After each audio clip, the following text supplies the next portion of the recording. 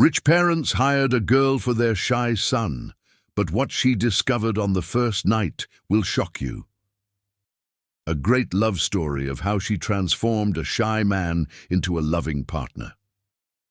Hi, my beautiful family. It's your Mr. Peter. Before anything else, let me speak this prayer over your life, soft, powerful, and filled with love just for you. May peace settle into your heart like a quiet song. May today be softer than yesterday, and may your burdens feel lighter than you feared. I pray that love visits you in gentle ways, a kind word, a sweet memory, a smile that stays. May healing flow through every part of your life, and may joy find you when you least expect it. You are not forgotten. You are not alone. You are loved more than words can ever say. Now, Binta says hi, and she's sending all her love to you. She's so thankful for every single prayer you've whispered for me. She smiled and said, "Tell them I feel their kindness, but also tell them this. Why are some of you leaving the story in the middle? That truly hurts us." Family, please don't leave halfway. If you love me, stay until the end. We feel it when you're with us, and we feel it when you're not. I know some of you have said you don't enjoy the introductions, and that's okay. You can skip this part, but please don't skip the story. I'm writing every word only for you. And now, tell me honestly, how did James do today? He's doing his best to carry my heart with his voice. If it touched you, let us know. If something felt off, I'm always here to listen. Now please, with love, not pressure, like this video. Drop a kind comment. Share it with someone who needs it. Let the world feel the beauty of this family, strong, faithful, and full of heart. Let's begin. With all my love, always. Thunder crashed against the towering windows of the Baumann mansion as Eleanor Baumann paced frantically across the cold marble floor. Her husband, Richard, slumped over his mahogany desk, pressing his palms against his temples as if trying to crush away years of desperate worry. "This can't continue, Richard," Eleanor's voice cracked with raw maternal anguish. "Our son is 28 years old, and he's never, God help us, he's never even touched a woman's hand without having a panic attack. What kind of existence is this for our beautiful boy?" Richard's tortured gaze met his wife's, reflecting years of helpless desperation. Mac, brilliant, compassionate, heir to hundreds of millions, lived like a ghost in his own mansion. One glimpse of feminine company triggered panic attacks, so violent he'd collapse, gasping and trembling like a wounded animal. "The doctors say his condition stems from his childhood isolation," Richard said softly. "All those years of keeping him protected, having only male tutors and staff. We created this problem, Eleanor, and now we don't know how to fix it." Eleanor's eyes filled with tears as she remembered her precious boy, so gentle, so innocent, so terrified of the world beyond these walls. "I found someone," she said suddenly, pulling a folder from her purse. "A nurse, Tacey Cude. She's young, beautiful, and most importantly, she's experienced in helping people with difficulties." Richard frowned. "What exactly are you suggesting?" "We tell her Mac was in an accident, that he needs care and companionship during his recovery. We don't mention his problem with women. Maybe if she's here naturally as a caregiver, he won't feel so threatened. Maybe she can help him see that women aren't something to fear." 3 hours later, Tacey Cude stood at the imposing front gates of the Baumann estate, raindrops glistening on her dark skin as she gazed up at the mansion that seemed to stretch endlessly into the gray sky. At 26, she had seen enough wealthy families to know that money often came with its own special kind of suffering, but the urgency in Mrs. Baumann's voice over the phone had touched something deep in her heart. "A young man in need of care," she murmured to herself, adjusting the strap of her medical bag. someone who's been hurt and needs healing. The massive front door opened before she could even ring the bell, revealing an elderly butler whose kind eyes immediately put her at ease. "Miss Cude, I presume? I'm Alfred. The family has been eagerly awaiting your arrival." As Alfred led her through corridors lined with priceless artwork and antique furniture, Tacy couldn't help but wonder what kind of accident could have befallen someone in such a protected environment. The house felt more like a museum than a home, beautiful but cold, lacking the warmth that came from genuine human connection. "Master Mac is in the library," Alfred said gently as they approached a set of heavy wooden doors. "He's... well, perhaps it's best if you see for yourself. He's a good man, Miss Cude, the best I've ever known. He just needs someone to see past his difficulties." Before Tacy could ask what he meant, Alfred knocked softly and pushed open the doors. The library was breathtaking. Endless shelves of leather-bound treasures, plush reading chairs positioned near a roaring fireplace, and cathedral windows revealing the estate's magnificent gardens. Yet Tacy's attention was instantly, magnetically drawn to the figure hunched over a telescope.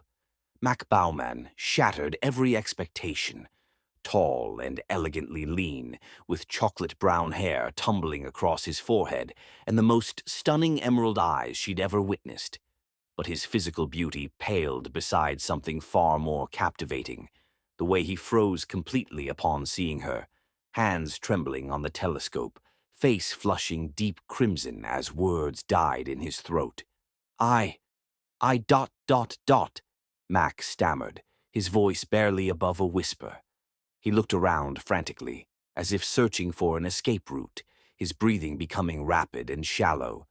Tacy's medical training immediately kicked in. This wasn't the behavior of someone recovering from a physical accident. This was pure, overwhelming anxiety. She moved slowly, keeping her voice soft and non-threatening. "Hello, Mac. I'm Tacy Cude. Your parents asked me to come and spend some time with you." She stayed near the door, giving him plenty of space. "I love your telescope. Are you interested in astronomy?" Mac's panicked expression softened slightly at the mention of his beloved hobby. Yes, he managed, his voice still shaking. I was looking at Jupiter. It's visible today despite the clouds." "That's wonderful," Tacy said with genuine enthusiasm. "I've always been fascinated by the stars, but I've never had the chance to look through a real telescope. Would you mind if I sat down? I promise I'll stay right here by the door." The fact that she wasn't approaching him seemed to calm Mac considerably. He nodded nervously and watched as she settled into a chair near the entrance, her movements graceful and unthreatening. "You're very beautiful," Mac blurted out suddenly, then immediately turned scarlet. "I'm sorry, I didn't mean, I shouldn't have. I'm so sorry." Tacy's heart melted at his innocent honesty. There was something so pure about his embarrassment, so genuine about his apology. This wasn't a man trying to use a pickup line. This was someone who had spoken from his heart without thinking, and was now mortified by his own boldness. "Thank you, Mac. That's very sweet of you to say." She smiled warmly, watching as his shoulders relaxed slightly. "You seem perfectly healthy to me. Can you tell me about your accident? Your parents mentioned you needed care during your recovery." Mac looked confused, his brow furrowing as he tried to understand what she meant. "Accident? I haven't had any accident. I'm perfectly fine, physically speaking." A cold realization began to settle in Tacy's stomach. She had been lied to, but looking at Mac's innocent, confused expression, she realized he wasn't part of any deception. He was as puzzled by her presence as she was beginning to be by the circumstances that brought her here. "Mac," she said gently, "do you know why your parents hired me?" He shook his head, his green eyes wide with genuine confusion. I thought maybe they wanted me to have a friend." "I don't have any friends." "Well, except for Alfred, but he's paid to be nice to me." The simple honesty of his statement broke Tacy's heart. Here was a man who had everything money could buy, yet he was so isolated, so starved for genuine human connection, that he couldn't even imagine someone might want to spend time with him without being paid for it. "I'd like to be your friend, Mac," she said softly. "Not because anyone is paying me to be, but because I can already tell you're a kind, interesting person. Would you like that?" Mac's eyes filled with tears, and for a moment he looked like the lonely little boy he must have been, hidden away in this beautiful prison, protected from the world, but also cut off from all the joy and connection that made life worth living. You, you really want to be my friend?" he asked, his voice breaking with emotion. "More than anything," Tacy replied, and realized she meant it completely. As the afternoon rain continued to fall against the library windows, something magical began to unfold. Mac, still keeping his distance but gradually relaxing, began to tell Tacy about his stars, his books, his quiet life within these walls. And Tacy, forgetting completely about whatever deception had brought her here, found herself captivated by this gentle soul who looked at the world with such wonder and innocence. Neither of them realized that they were already falling in love, that this moment, in this quiet library with rain pattering against the windows, was the beginning of a love story that would change both their lives forever. When Alfred brought them tea as the sun began to set, he found them sitting closer together, Mac actually managing to speak in full sentences without stammering, and Tacy laughing at one of his shy jokes about the constellations. The butler smiled to himself, recognizing the first stirrings of something beautiful and pure, exactly what this lonely house had been waiting for. Chapter 2. Gentle Hearts. The morning sun painted golden streams through the gauze curtains of Tacy's guest room. She had agreed to stay a week, supposedly to assess Mac's medical needs, but truthfully because his vulnerable innocence had awakened something fierce and protective in her soul. Ethereal piano music drifted through the mansion's corridors like a siren's call. Following the haunting melody, she discovered Mac in a stunning music room, his fingers dancing across ivory keys with breathtaking grace. He was playing something achingly beautiful, a piece that spoke of profound loneliness, yet whispered of desperate hope, as if a tortured soul was calling across the darkness for salvation. Tacy stood in the doorway, mesmerized. This was a different side of Mac, confident, expressive, free. When he played, all his anxieties seemed to melt away, replaced by pure artistic passion. The piece he was playing spoke of loneliness and longing, but also of hope, as if the musician was calling out to someone, waiting for an answer. When the last note faded away, Mac finally noticed her and immediately blushed, his hands jerking away from the keys as if he'd been caught doing something wrong. "I'm sorry," he stammered, starting to rise from the piano bench. "I didn't mean to wake you. I know it's early, but I couldn't sleep and music helps me think, and I shouldn't have. I'll stop." "Please don't stop," Tacy said quickly, stepping into the room. "That was the most beautiful thing I've ever heard. Did you write it yourself?" Mac's eyes widened in surprise. You liked it? Really? I loved it. It made me feel less alone." The words came out before she could stop them, more honest than she had intended to be. Something shifted in Mac's expression, a recognition, perhaps, of a kindred spirit. "You feel alone, too?" he asked softly. Tacy moved closer, drawn by the genuine concern in his voice. "Sometimes. I spend all day taking care of other people, making sure they're comfortable and safe. But when I go home to my apartment," she shrugged, not wanting to burden him with her own loneliness. "It's too quiet," Mac finished for her. "And you wonder if anyone would even notice if you just disappeared." Their eyes met across the space between them, and for a moment the connection was so intense that Tacy felt her breath catch. Here was someone who truly understood the ache of isolation, the weight of being surrounded by people, yet feeling completely alone. "Would you play something else?" she asked, settling into a nearby chair. "Something happy this time?" Mac's face lit up with a smile so radiant it took her breath away. When he smiled like that, his whole being seemed to glow with an inner light that made him absolutely beautiful. He began to play again, this time something light and playful, his fingers dancing across the keys with obvious joy. As he played, he started to hum along, his voice rich and warm.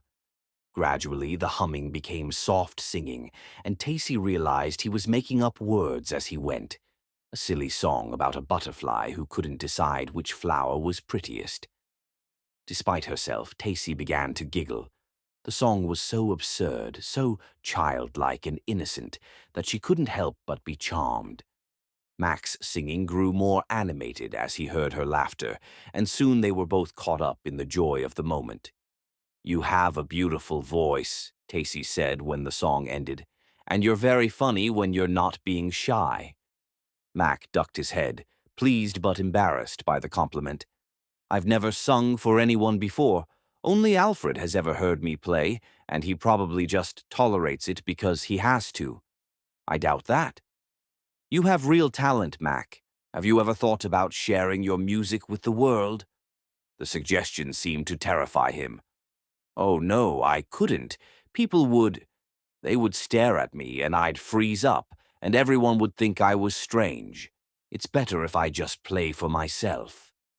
Tacy's heart ached for him. Here was someone with so much beauty to offer the world, yet he was trapped by his own fears. "Well," she said gently, "you can play for me any time you want. I promise I'll never think you're strange." The breakfast that followed was a revelation for both of them. Mac, gradually relaxing in Tacy's presence, began to open up about his life. He told her about his childhood, spent mostly alone with tutors and books, his parents too busy with their business empire to spend much time with him. He spoke about his love of reading, his fascination with the stars, his dream of maybe someday traveling to see the northern lights. "What about you?" he asked shyly as Alfred served them fresh fruit and pastries. "What did you want to be when you were little?" Tacy smiled, touched by his genuine interest. "A doctor, actually. I wanted to help people, to heal them. But medical school was too expensive, so I became a nurse instead. I love what I do, but sometimes I wonder what might have been different." Mac's eyes lit up with sudden inspiration. "You could still become a doctor. I mean, if that's what you really want. It's never too late, right? Med school costs a fortune, Mac, and I'd have to stop working to study full-time. I can barely afford my apartment as it is." "But what if you didn't have to worry about money?" Mac said eagerly, then immediately looked stricken. "I'm sorry, I didn't mean to presume, or I just hate the thought of someone as kind and smart as you not getting to follow their dreams because of something as stupid as money." Tacy was moved by his genuine concern for her dreams. Most wealthy people she'd encountered either dismissed her struggles or offered superficial sympathy. But Max seemed genuinely distressed that financial barriers were keeping her from her goals. His reaction reminded her why she'd become a nurse in the first place. Not for money or status, but to help people heal. "My mother was a nurse too," she found herself sharing. "She died when I was 20, and I promised myself I'd carry on her work. Sometimes I wonder if she'd be proud of what I've become, or if she'd want me to reach higher." Mac's eyes filled with understanding. "She'd be proud," he said with quiet certainty. "How could she not be?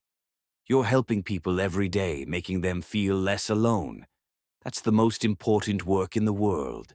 As the morning progressed, Tacy found herself seeing Mac in an entirely new light. Yes, he was shy and anxious around her, but he was also incredibly thoughtful, surprisingly funny, and possessed of a gentle wisdom that took her breath away. When he talked about books he'd read or stars he'd observed, his passion was infectious. When he asked about her work, her family, her hopes and fears, his attention was complete and genuine. Most striking of all was his innocence. Not the ignorance of someone who'd been sheltered, but the pure-heartedness of someone who still believed in goodness, who saw beauty everywhere, who approached the world with wonder rather than cynicism. During lunch, Mac accidentally knocked over his water glass, soaking the tablecloth. Instead of being embarrassed, he looked at Tacy with such genuine distress about the mess that she couldn't help but laugh. "It's just water, Mac. Alfred has probably cleaned up much worse. But I wanted everything to be perfect for you," he said earnestly. "You're the first person who's ever wanted to spend time with me, and I don't want to mess it up." The simple honesty of his words hit Tacy like a physical blow. How could someone so wonderful, so genuinely good, believe that he was somehow not worthy of companionship? How could his own parents have let him grow up thinking he was someone to be tolerated rather than treasured? "Mac," she said gently, reaching across the table to touch his hand. The moment her fingers made contact with his skin, he went very still, his eyes wide with wonder at the simple contact. "You're not messing anything up. You're perfect exactly as you are." He stared down at their joined hands as if he couldn't quite believe it was real. "You're really touching me," he whispered, his voice filled with awe. I never imagined anyone would want to touch me." Tacy's heart broke a little more.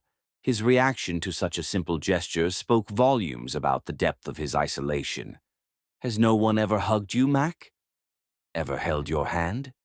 He shook his head, still staring at their hands.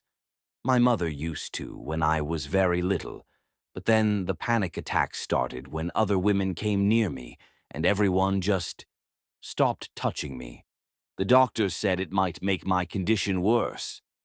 Without thinking, Tacy stood and moved around the table. Mac looked up at her with a mixture of longing and terror as she approached. "I'm going to hug you now," she said softly. "If that's okay with you." Mac nodded wordlessly, his eyes filling with tears. When Tacy wrapped her arms around him, Mac's entire body went rigid with shock, as if his nervous system couldn't process such overwhelming tenderness. Then slowly, trembling like a man touching salvation itself, his arms encircled her waist.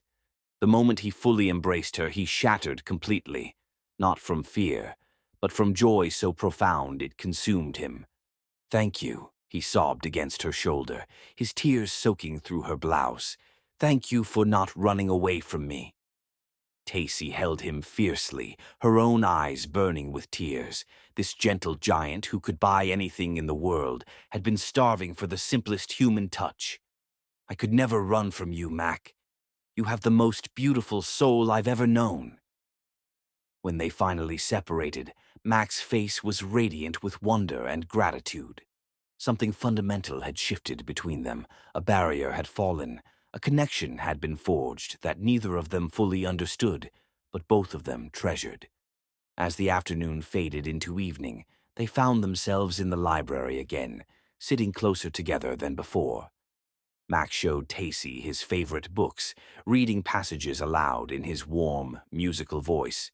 Tacy told him stories from her work, carefully omitting the sadder cases, focusing instead on the moments of triumph and healing. When it came time for dinner, Mac actually managed to eat without spilling anything, too absorbed in their conversation to be nervous. He asked Tacy about her family, her friends, her life outside these walls, and listened to every answer as if she were revealing the secrets of the universe. "You make everything sound so interesting," he said wonderingly.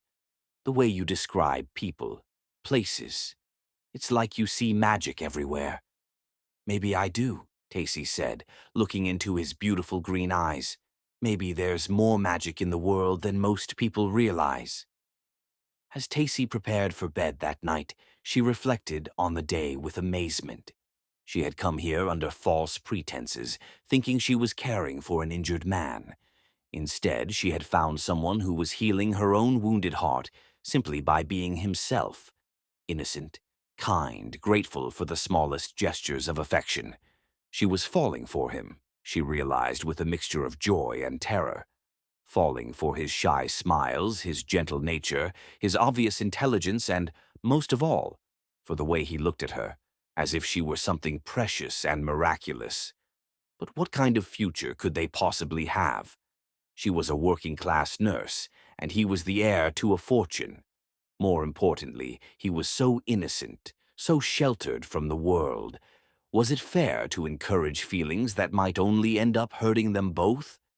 As she drifted off to sleep, Tacy's last thought was of Mac's face when she had hugged him, the pure, overwhelming joy of someone experiencing human affection for the first time in years.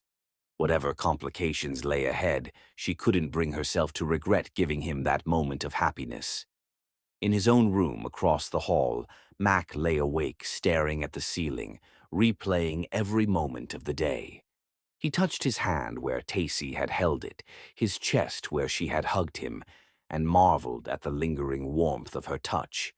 For the first time in his life, he wasn't afraid of tomorrow, because tomorrow meant another day with Tacy, another day of her smiles and laughter and gentle kindness, another day of feeling less alone in the world. He was falling in love, though he didn't have the experience to name the feeling. All he knew was that Tacy made everything brighter, made him feel like maybe, just maybe, he was worthy of being loved in return. Chapter 3. First Feelings. The third morning of Tacy's stay dawned crisp and clear, with golden sunlight streaming through the mansion's tall windows.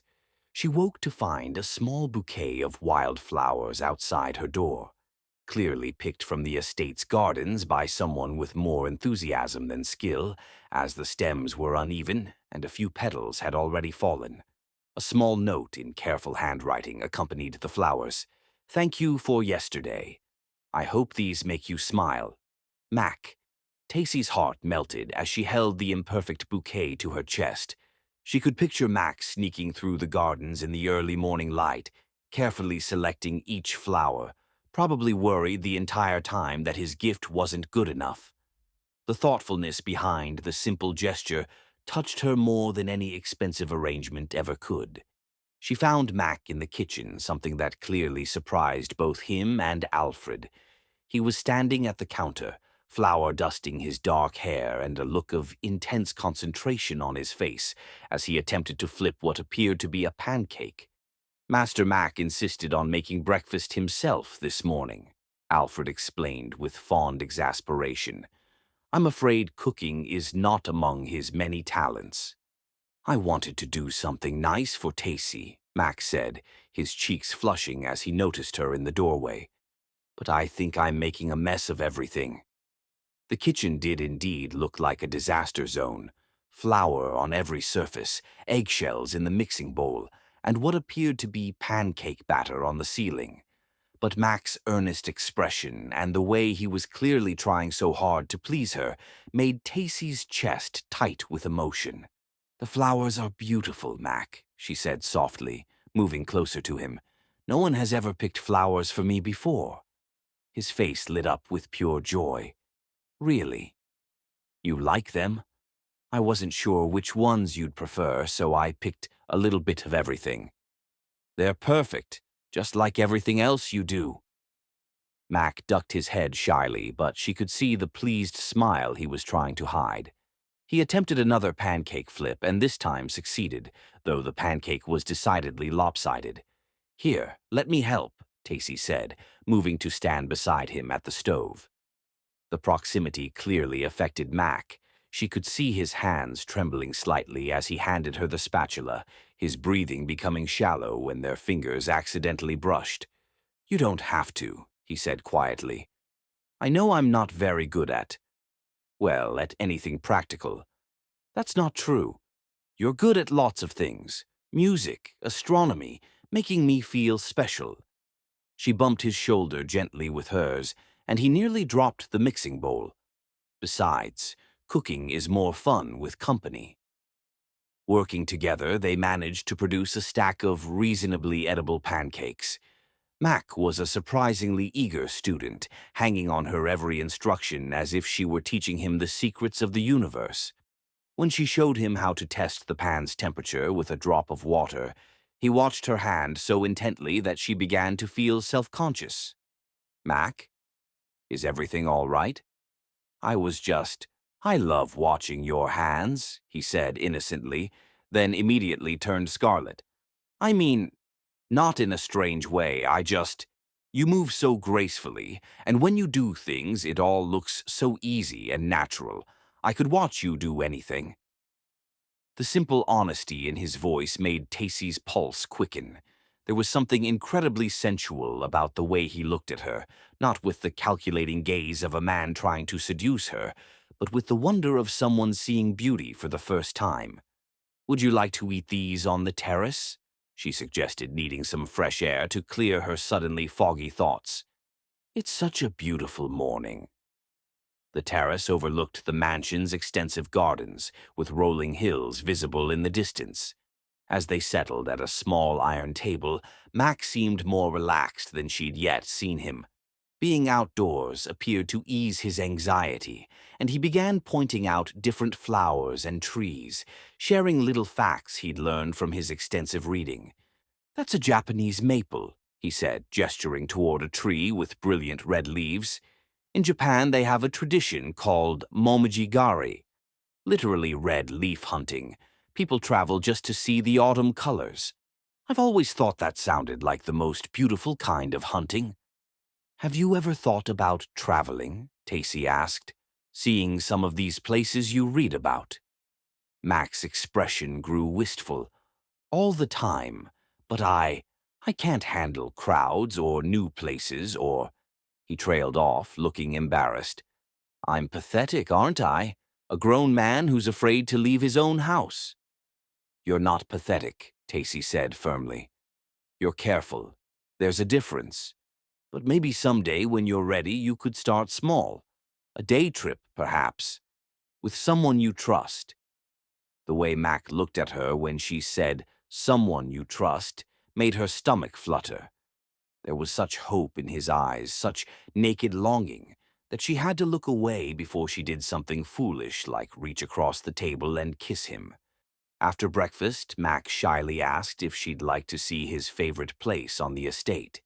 He led her through the gardens to a small hill topped with an old oak tree. Beneath its spreading branches was a simple wooden bench, worn smooth by years of use. "I come here when I need to think," Mac explained as they settled on the bench together. "You can see the whole estate from here, but also the world beyond it. Sometimes I imagine what it would be like to walk down that road, to see what's on the other side of those hills." From their vantage point, they could indeed see a winding road that disappeared into the distance, leading to places Mac had only dreamed of visiting. "What would be the first place you'd want to see?" Tacy asked. Mac was quiet for a long moment. "Wherever you wanted to go," he said finally, so softly she almost missed it.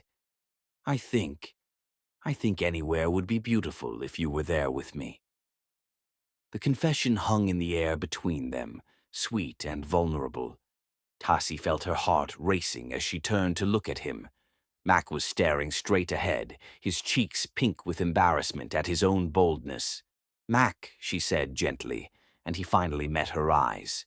The emotion she saw there, hope, fear, longing, and something deeper that took her breath away, made her realize that this sweet, innocent man was falling in love with her just as hard as she was falling for him. "I shouldn't have said that," he whispered. "I know I'm not. I know someone like you could never—" "Could never what?" "Could never care about someone like me. I'm too scared, too broken, too—" "Stop."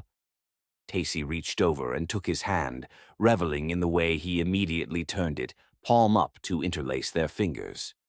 "You're not broken, Mac. You're the kindest, most genuine person I've ever met. Any woman would be lucky to have you care about her."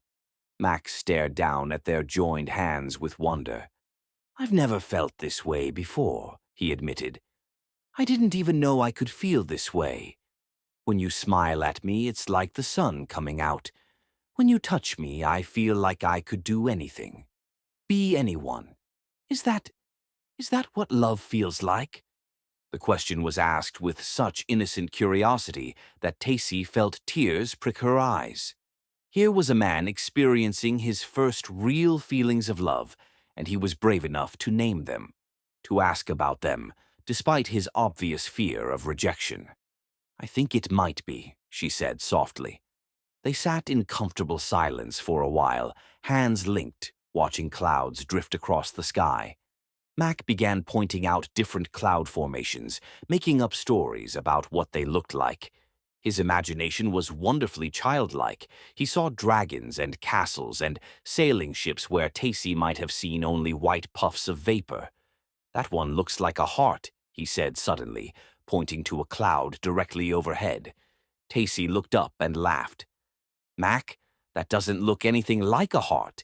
It looks like a potato." "No, look closer," he insisted, leaning toward her to point more precisely. "See the curves there and the indent at the top?" His movement brought him much closer to her, close enough that she could smell the clean scent of his soap, feel the warmth radiating from his body. When she turned to argue with him about the cloud shape, she found his face mere inches from hers. Both of them froze, suddenly aware of their proximity.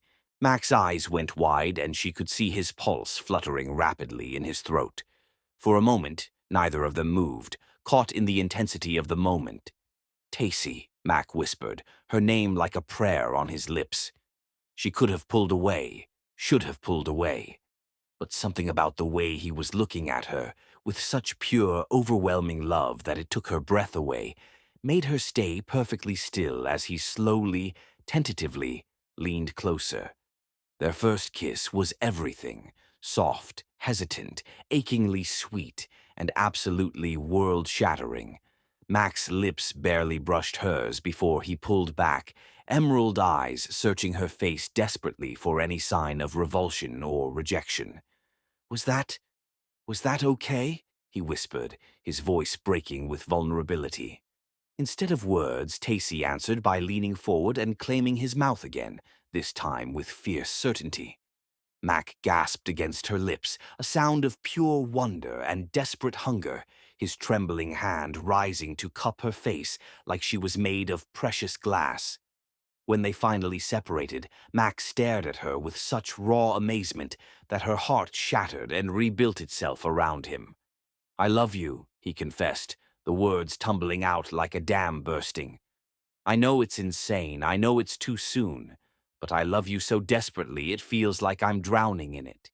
Even if you can't love me back, even if this is all I ever get, I needed you to know that you've given me the most beautiful days of my entire existence." "Mac," she began, but he pressed on, the words tumbling out in a rush. "I know I'm not what you deserve. I know I'm scared and inexperienced and probably too strange for someone as wonderful as you. But I've never felt anything like this before, and I couldn't bear it if I didn't tell you. Even if you can't feel the same way, even if you leave tomorrow, I needed you to know that you've given me the most beautiful few days of my life." Tacy felt tears sliding down her cheeks at the raw honesty of his confession. Here was a man laying his heart completely bare, offering her everything he had despite his obvious terror of rejection. "I love you too," she whispered, watching his face transform with joy and disbelief. "You do? Really? Really? You're the most amazing man I've ever met, Mac. Your kindness, your innocence, the way you see beauty everywhere. How could I not love you?" Mac's response was to kiss her again, with more passion this time, but still infinite tenderness. When his arms came around her, holding her close, Tacy marveled at how perfectly she fit against him, how right it felt to be in his embrace. They spent the rest of the afternoon on their bench beneath the oak tree, talking and kissing, and discovering the joy of being in love. Mac was like a man reborn. His shyness didn't disappear, but it was tempered now with a quiet confidence that came from being loved and accepted exactly as he was. As the sun began to set, painting the sky in brilliant shades of orange and pink, Mac held Tacy close and whispered promises against her hair. Promises of devotion, of gentleness, of a love that would last forever. "I want to give you everything," he said softly. "Not money or things, but everything I am. My whole heart, my whole self. If you'll have me." Tacy looked up into his earnest green eyes and saw her future reflected there.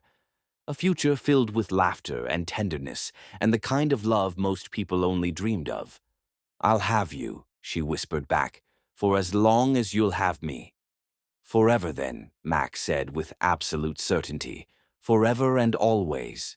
As they walked back to the house hand in hand, both of them glowing with the joy of their new love, neither noticed Eleanor Bauman watching from an upstairs window, her expression unreadable as she observed her son's obvious happiness. The plan she and Richard had concocted was working better than they had dared hope. But as she watched Mac help Tacy navigate a particularly rocky section of the garden path, his obvious devotion and protectiveness already on full display, Eleanor began to wonder if they had unleashed something far more powerful than they had bargained for. Love, she realized with a mixture of joy and trepidation, had a way of becoming its own master plan. Chapter 4. The Truth Unveiled. The morning of Tacy's fourth day at the Bauman estate began like a fairy tale. She woke to find another small gift from Mac outside her door, this time a handwritten poem about the way moonlight looked in her eyes. The verses were simple but heartfelt, clearly written by someone pouring his entire soul onto paper. Mac had asked her to meet him in the conservatory after breakfast, and when she arrived, she found him pacing nervously among the exotic plants, his face flushed with excitement and anxiety. "I have something for you," he said shyly, producing a small wrapped package from behind his back. "It's not much, but I saw it and thought of you, and I hope you like it." Inside the wrapping was a delicate silver necklace with a small star pendant. It was beautiful in its simplicity, clearly chosen with care rather than expense in mind. "Mac, it's lovely," Tacy breathed, touched by the thoughtfulness of the gift. "But you don't need to buy me things." "I wanted to," he said earnestly, moving behind her to help clasp the necklace around her neck. His fingers were trembling as they brushed the sensitive skin at her nape, and she could feel his breath warm against her shoulder. "I wanted you to have something beautiful, something that would remind you of us." "It's perfect," she said, turning in his arms. "Just like you." Mac's response was to kiss her with a passion that had been building over the past day. Their embraces had grown more intense, more desperate, as if both of them sensed that their perfect bubble of happiness was too good to last. They were so lost in each other that neither heard the conservatory door open nor the soft footsteps approaching. It wasn't until Eleanor Bauman cleared her throat that they sprang apart, Mac's face instantly flaming with embarrassment at being caught. "Mac, darling," Eleanor said, her tone carefully neutral, "I need to speak with Miss Cude, privately." Mac looked back and forth between his mother and Tacy, clearly reluctant to leave them alone. "Is something wrong?" "Nothing at all, sweetheart. Just some administrative details to discuss. Why don't you go practice your piano? I know how much you've been enjoying playing for Miss Cude." Only after Mac had reluctantly left, casting worried glances over his shoulder, did Eleanor's pleasant facade slip slightly. "Walk with me," Eleanor commanded, her voice like steel wrapped in silk, leading Tacy deeper into the conservatory where prying ears couldn't reach. "Mrs. Bauman, if this is about what you witnessed—" "It's about exactly what I witnessed," Eleanor sliced through her words like a blade. "And about why you're really here." Ice flooded Tacy's veins. "I'm here to help Mac recover." Eleanor's laugh was bitter as poison. "Recover from what, Miss Cude?" "Mac hasn't suffered any accident. He's perfectly healthy, physically." The words struck Tacy like lightning, even though her heart had already suspected the horrible truth. "Then why did we hire you?" Eleanor's eyes glittered with desperate calculation. "Because our son is 28 and has never been able to breathe in the same room as a woman without collapsing. Because his terror of female contact has imprisoned him in this house like a beautiful, tragic ghost. Because we were drowning in desperation to find someone, anyone, who could help him overcome his condition." Tacy stared at Eleanor in horror. "You hired me to seduce your son. We hired you to help him become comfortable around women. What's happened between you two?" Eleanor's eyes flicked toward the door Mac had exited through. "Well, that's been far more successful than we dared hope. You lied to me. You told me he needed medical care. He does need care, just not the kind we led you to believe. Mac has been isolated his entire life, Miss Cued. No friends, no relationships, no normal human connections outside of family and staff. We hoped that if we could find the right woman, someone kind and patient, perhaps he could learn to interact normally." Tacy felt sick. Everything, every moment of connection, every sweet gesture, every declaration of love, suddenly felt tainted by deception. Does Mac know? Absolutely not. And he must never know. The shock would destroy him. "This is unconscionable," Tacy said, her voice shaking with anger. "He's not some experiment to be manipulated. He's a human being with feelings, with dignity." "He's our son, and we love him," Eleanor said sharply. "Do you have any idea what it's like to watch your child suffer in isolation for years? To see him so terrified of half the human race that he can't even go to a restaurant or attend a social function? We did what we thought was best. By lying to him, by lying to me, by giving him a chance at happiness. Look at him, Miss Cued. In 4 days you've transformed him. He's smiling, laughing, confident in ways we haven't seen since he was a child. Whatever our methods, the results speak for themselves." Tacy's mind reeled as she tried to process the magnitude of the deception. Every interaction with Mac suddenly took on new meaning. His surprise at her arrival, his confusion about the supposed accident, his innocent wonder at her interest in him, it all made horrible sense now. "I can't do this," she said finally. "I can't continue this charade knowing what I know now."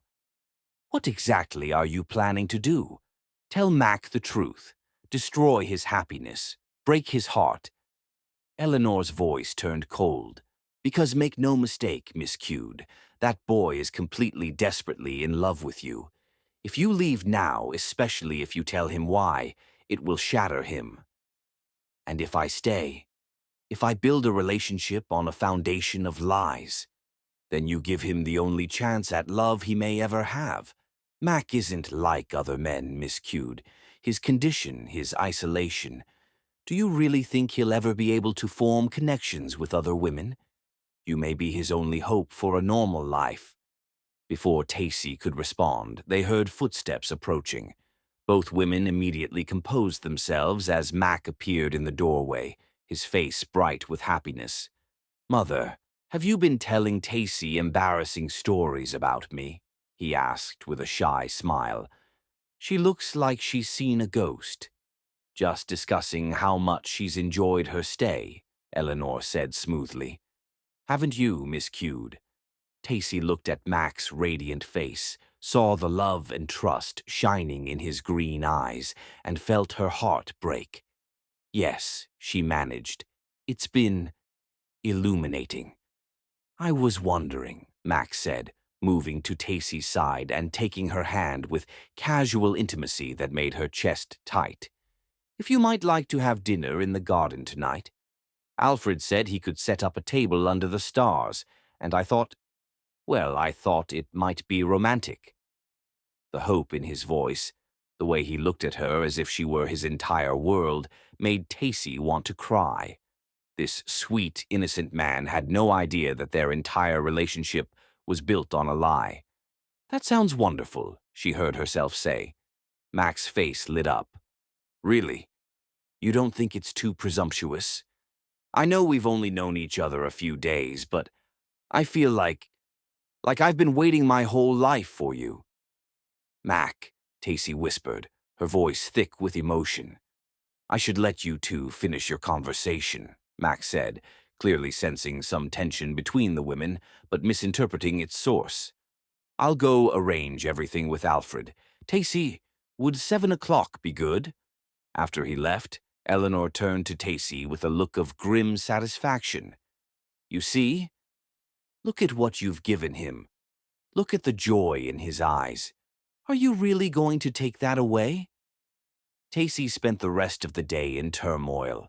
She walked the estate's gardens, sat by the lake, tried to think clearly about what she should do. Every option seemed to lead to pain, for Mac, for herself, for everyone involved. She thought about leaving without explanation, but knew that Mac's innocent heart would interpret her departure as rejection, would blame himself for not being worthy of love. She thought about telling him the truth, but could imagine his devastation at learning that what he thought was genuine affection had been manufactured. And underneath all her anguish was a truth she could barely acknowledge. Despite the deception that had brought them together, her feelings for Mac were completely real. His kindness, his innocence, his capacity for love. None of that had been fabricated. The man she had fallen in love with was genuine, even if the circumstances of their meeting were not. As 7 o'clock approached, Tacy made her decision. She would stay, but she would tell Mac the truth, not about his parents' deception, which would hurt him unnecessarily, but about her own feelings. She found him in the garden, nervously adjusting and readjusting the table setting Alfred had helped him prepare. Candles flickered in the gentle evening breeze, and rose petals were scattered around their chairs. It was achingly romantic, clearly planned by someone putting his whole heart into creating a perfect moment. You look beautiful, Max said softly when he saw her, his eyes drinking in the sight of her as if he couldn't quite believe she was real. Mac, we need to talk. Something in her tone made his face go pale. Are you leaving? Please don't say you're leaving. I know I'm not much. I know I don't have anything to offer someone like you, but please. Stop, Tacy said, moving to him and taking his face in her hands. Look at me. Really, look at me. Mac's eyes searched hers desperately, looking for reassurance. I'm not leaving, she said firmly, but I need you to understand something. When I came here, I thought I was helping someone recover from an accident. But there was no accident, was there? Mac's brow furrowed in confusion. No, but I don't understand why that matters. Are you upset that my parents misled you about why they wanted you here? His innocence in the face of his parents' manipulation broke her heart all over again. He truly didn't understand the complexity of what had been done. Mac, why do you think they brought me here? Because... Mac hesitated, his cheeks flushing. Because they could see how lonely I was. Because they wanted me to have a friend. Someone who might care about me. Because... Mac hesitated, his cheeks flushing. Because they could see how lonely I was. Because they wanted me to have a friend. Someone who might care about me. The simple honesty of his answer, so close to the truth, yet so far from understanding the deception involved, made Tacy's decision for her. They brought me here because they love you, she said carefully, and because they wanted you to be happy. But Mac, I need you to know that whatever their reasons, my feelings for you are completely real. I love you, not because anyone asked me to, not because I'm being paid to be here, but because you are the most wonderful man I've ever known. You love me, Mac repeated wonderingly, as if the words were too beautiful to believe. I love you, she confirmed. Your kindness, your innocence, your beautiful heart. The way you see magic in everything. The way you make me feel like I'm the most precious thing in the world. I love all of it." Mac's response was to pull her into his arms and kiss her with desperate passion, as if he could pour all his gratitude and relief and overwhelming love into that single moment of connection. "I was so scared," he whispered against her lips. "When you said we needed to talk, I thought you were going to tell me this was all too strange, that I was too broken for someone like you to love." "Never," Tacy said fiercely. "You're not broken, Mac. You're perfect. And I'm not going anywhere." As they sat down to their romantic dinner under the stars, Tacy made herself a promise. Whatever deception had brought them together, she would spend the rest of her time with Mac, making sure he knew that her love was real. She would protect his innocent heart from the pain of knowing how his parents had manipulated them both. And maybe, just maybe, something true and beautiful could grow from ground that had been prepared with lies. "Tell me about the stars," she said softly, taking his hand across the table. Mac's face lit up with joy as he began to point out constellations, his voice warm with passion for his favorite subject. As he spoke, Tacy watched the candlelight dance across his beloved features and knew that whatever came next, this moment, this pure, perfect love, was worth everything. The truth had been unveiled, but love, she realized, was stronger than the circumstances that had created it.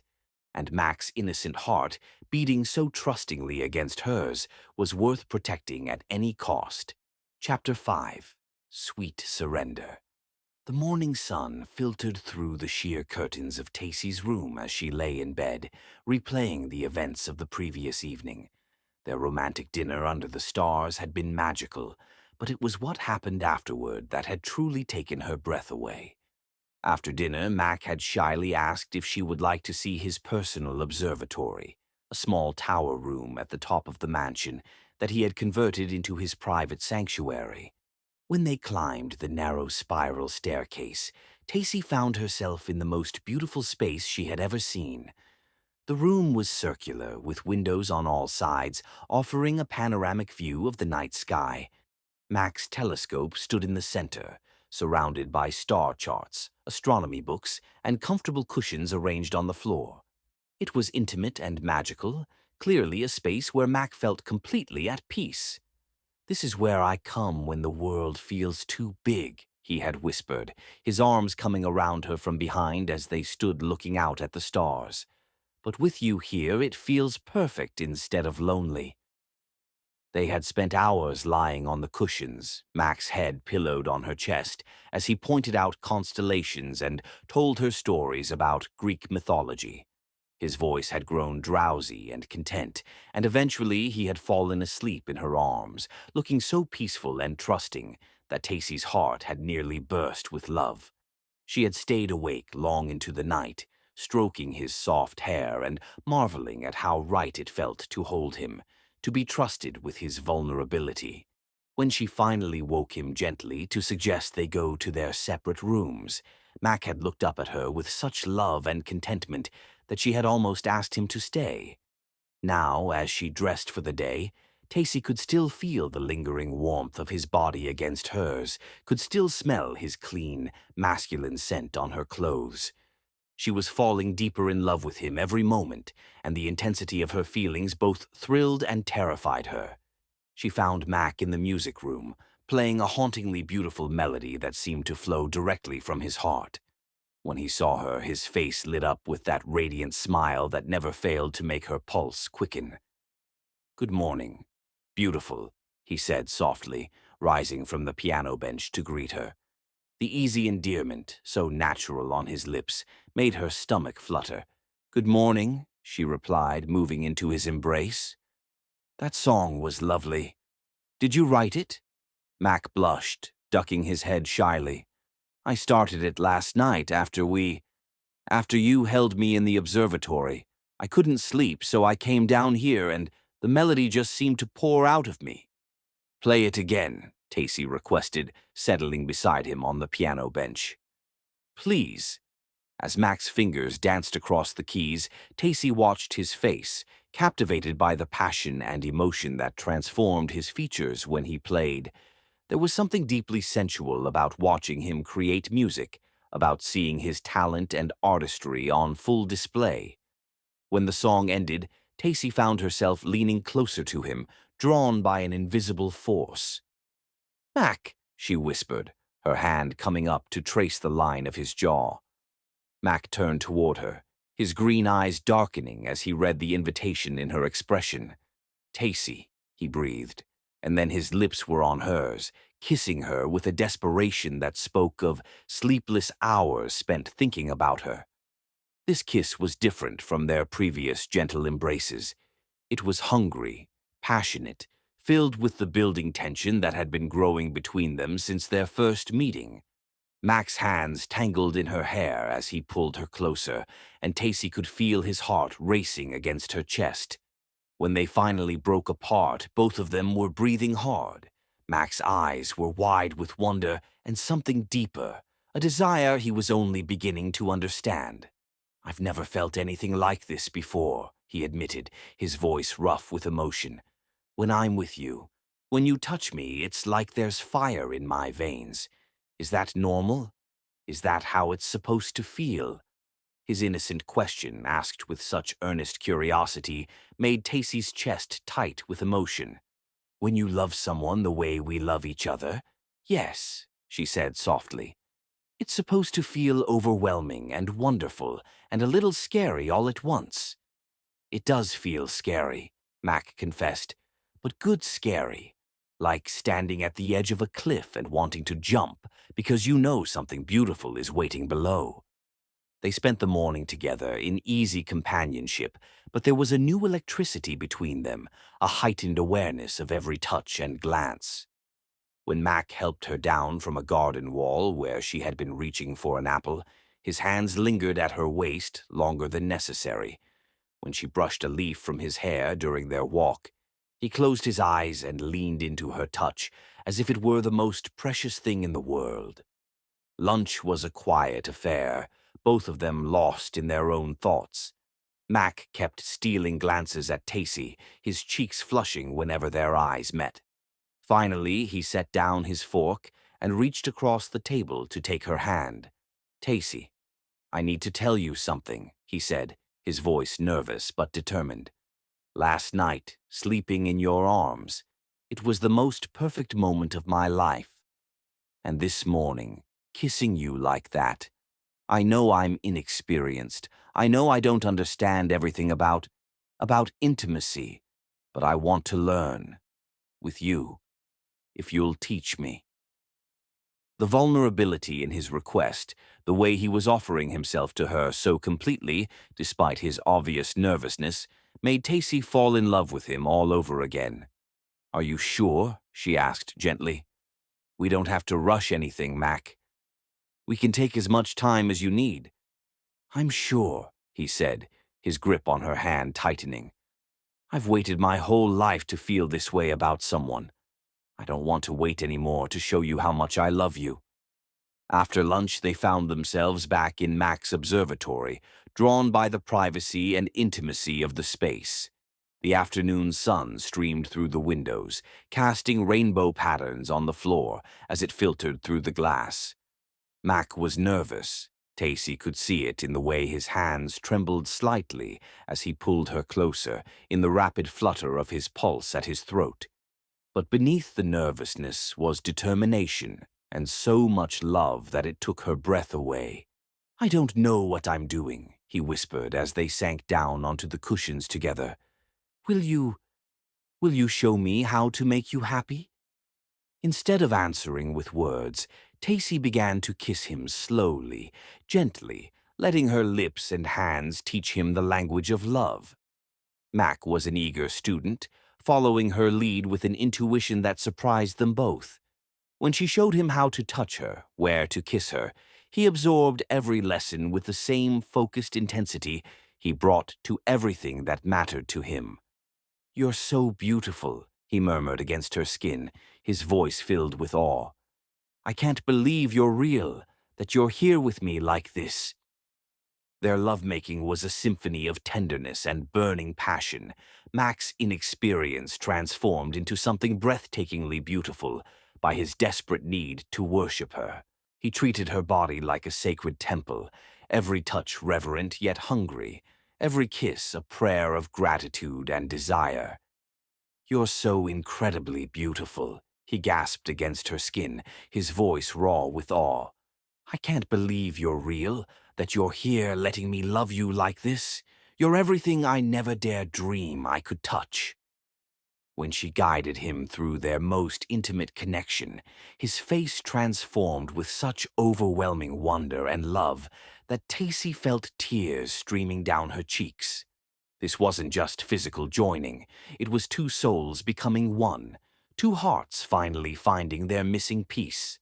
"I love you," he breathed as they moved together, his emerald eyes never leaving hers, burning with devotion so fierce it consumed everything else. "I love you beyond reason, beyond breath, beyond life itself. You're my everything, Tacy, my whole universe." Afterward, they lay entwined in the afternoon sunlight, Mac's head on her chest as she stroked his hair. He was quiet for a long time, and when Tacy looked down at him, she saw tears streaming down his cheeks.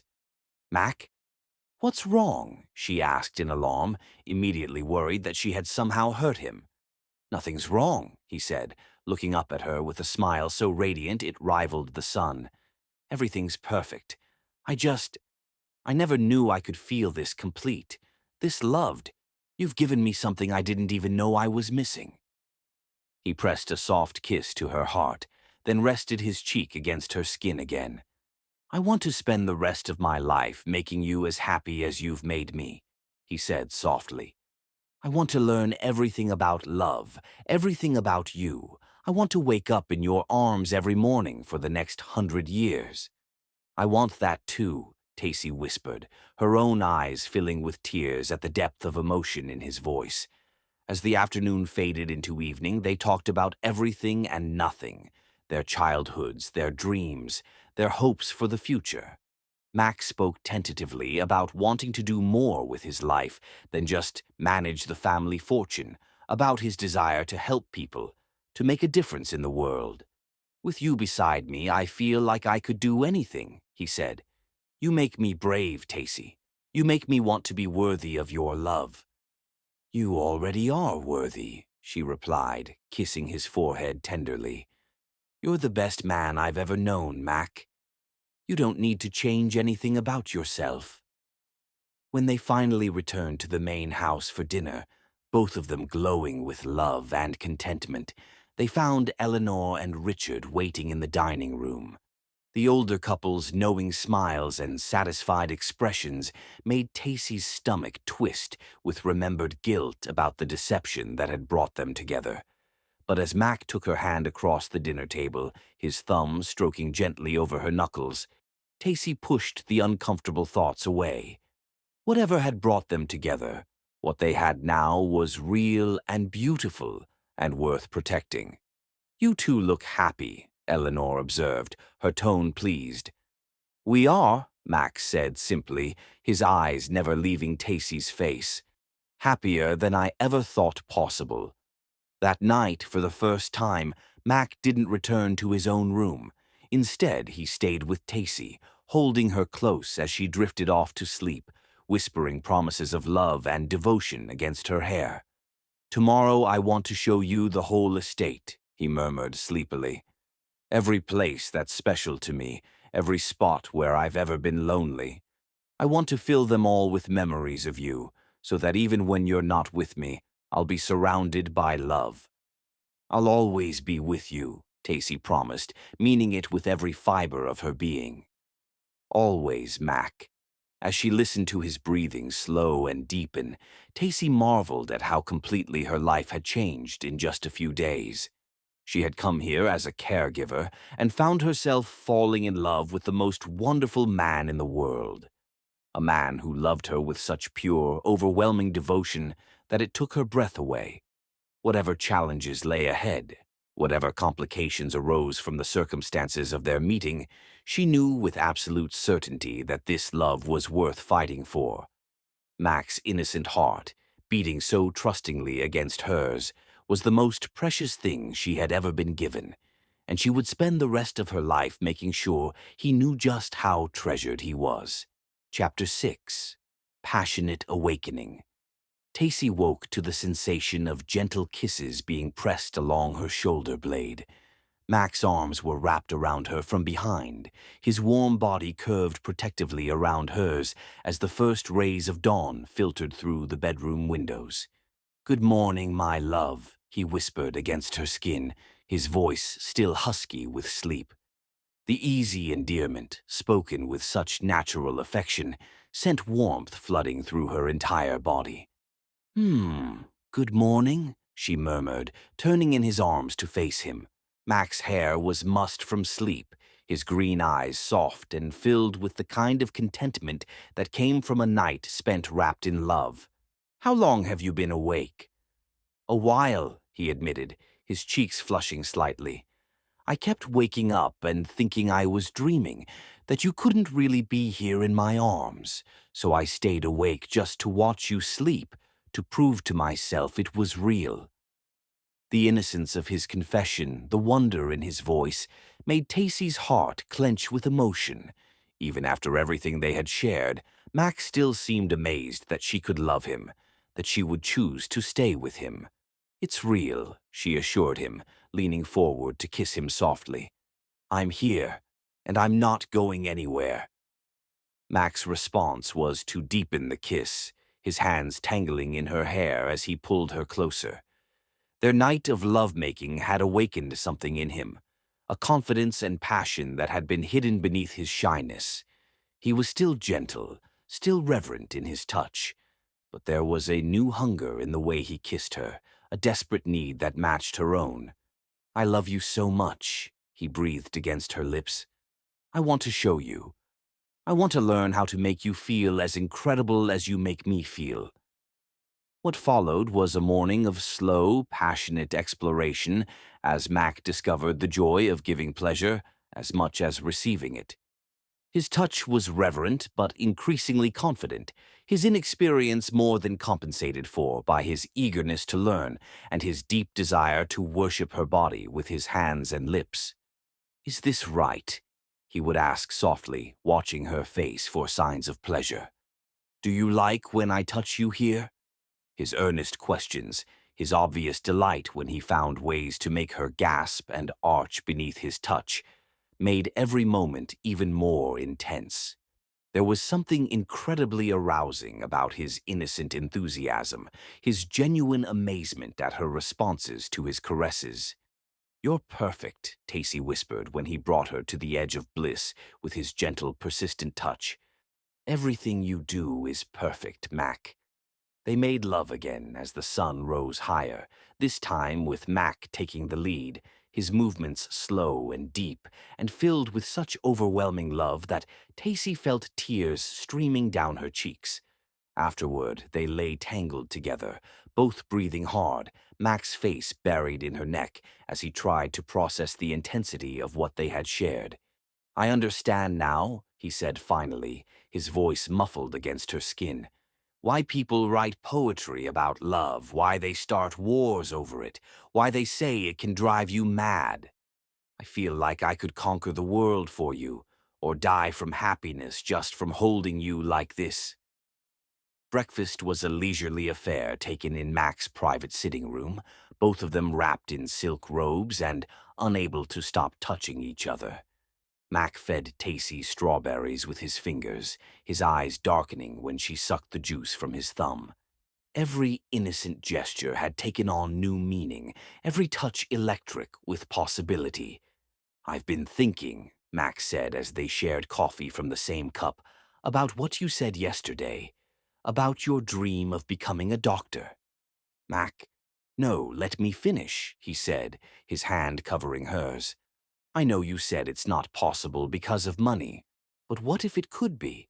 What if I could help make your dream come true?" Tacy felt a familiar stab of guilt at the mention of money. She was still struggling with the knowledge that she was here under false pretenses, that Mac's parents were paying her to be with him. The fact that her feelings had become genuine didn't erase the uncomfortable reality of how their relationship had begun. I don't want your money, Mac, she said quietly. It wouldn't be charity, he said earnestly. It would be an investment. In us. In our future. You could go to medical school, become the doctor you've always wanted to be, and I could help you. I could learn about medicine too. Maybe find ways to use our resources to help people who can't afford health care. The passion in his voice, the way his eyes lit up as he spoke about their shared future, made Tacy's chest tight with emotion. You'd really want to do that? Give up your comfortable life to work in medicine? With you? I'd want to do anything. You make me want to be better, to do something meaningful with my life. I've spent 28 years hiding in this house, afraid of the world. But when I'm with you, I feel brave enough to face anything.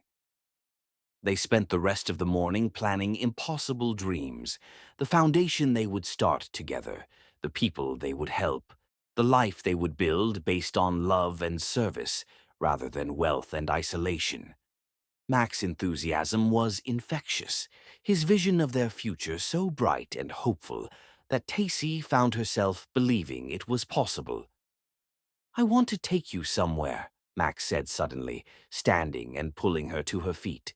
Somewhere I've never taken anyone before.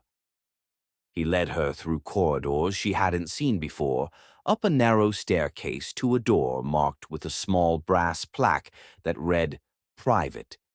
Beyond the door was a small apartment, clearly Mac's personal retreat from the formality of the rest of the house. The space was warm and comfortable, filled with books and art and personal treasures that spoke of Mac's true personality. There were photographs of him as a child, looking serious and lonely in formal portraits. Shelves lined with first-edition novels and scientific journals. A cozy reading nook by the window where he could watch the stars.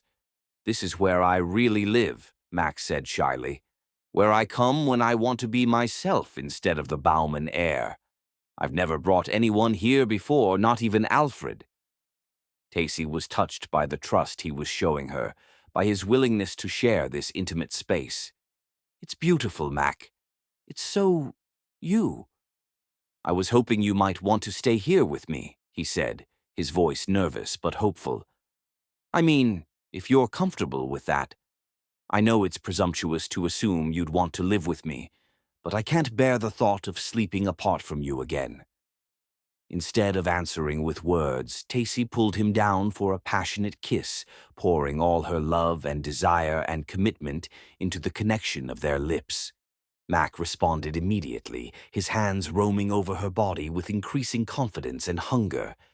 They made love again on the soft rug in front of his fireplace, their passion fierce and desperate, as if they could somehow merge their souls as well as their bodies. Mac was becoming bolder, more assertive in his desire, his shy questions replaced by reverent commands. Look at me, he whispered as they moved together, his eyes holding hers captive. I want to see your face when I make you mine. The possessiveness in his voice, so different from his usual gentle demeanor, sent electricity racing through Tacy's veins. This was what love was doing to him, awakening not just his passion but his confidence, his sense of himself as a man worthy of being loved. Afterward, as they lay entwined before the dying fire, Mac traced lazy patterns on Tacy's bare skin. I want to ask you something, he said softly, but I'm afraid you'll think I'm moving too fast. Ask me, Tacy encouraged, turning to look into his beloved face. Marry me, he said with sudden, fierce determination, his emerald eyes blazing with love so intense it took her breath away. I know it's crazy. I know we've only known each other a week, but I love you with every fiber of my being. I love you more than I thought a human heart could love. I want to spend every heartbeat for the rest of my life proving how precious you are to me. His hands framed her face with trembling reverence. You've given me everything. Courage, purpose, a reason to live instead of just exist. Please, my darling Tacy, let me spend forever loving you the way you deserve. Tacy's breath caught in her throat. She had felt this moment building between them like an unstoppable force of nature. Despite every complication, every secret that shadowed their beginning, there was only one answer her heart could give. "Yes," she whispered, watching his face explode with disbelief and rapture. "Yes, Mac, I'll marry you. I'll love you forever." Mac's response was to capture her mouth in a kiss so consuming, so filled with desperate gratitude and overwhelming passion, that they were soon lost in each other again, celebrating their engagement with bodies and souls completely intertwined. As evening fell, they reluctantly dressed and made their way downstairs for dinner with his parents. Mac couldn't stop smiling, couldn't stop touching Tacy's hand, her arm, her back, as if he needed constant physical contact to believe their engagement was real. "You two seem even happier than usual tonight," Eleanor observed as they sat down to dinner. "We're engaged," Mac announced, his voice ringing with pride and joy. "Tacy has agreed to marry me." The silence that followed was deafening. Eleanor and Richard exchanged glances, their expressions unreadable. Finally, Richard cleared his throat. "That's very sudden, isn't it?" he said carefully. "When you know, you know," Max said firmly, his arm sliding protectively around Tacy's shoulders. "I love her, and she loves me. Nothing else matters." "Mac, darling," Eleanor said gently, "don't you think you should take some time to consider this? Marriage is a very serious commitment." "I've considered it," Mac interrupted, his voice taking on a strength Tacy had never heard before. "I've thought about nothing else.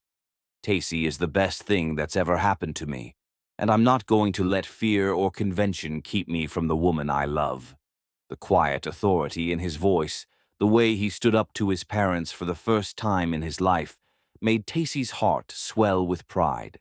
This was what love was doing to him, making him brave, making him strong, making him into the man he was always meant to be. "Well then," Eleanor said finally, her tone carefully neutral, "congratulations to you both." But Tacy didn't miss the worried look that passed between Mac's parents, and she couldn't shake the feeling that their happiness was about to face its first real test. That night, as they lay in Mac's bed in his private apartment, he held her close and whispered plans for their future, their wedding, their honeymoon, the children they would have, the life they would build together. "I want to give you everything," he murmured against her hair. "Not just material things, but everything I am, everything I have, my whole heart, my whole soul, my whole life." "You already have," Tacy whispered back, meaning it completely despite the secrets that still lay between them. As Mac drifted off to sleep, his arms tight around her, Tacy stared at the ceiling and wondered how long their perfect bubble of happiness could last.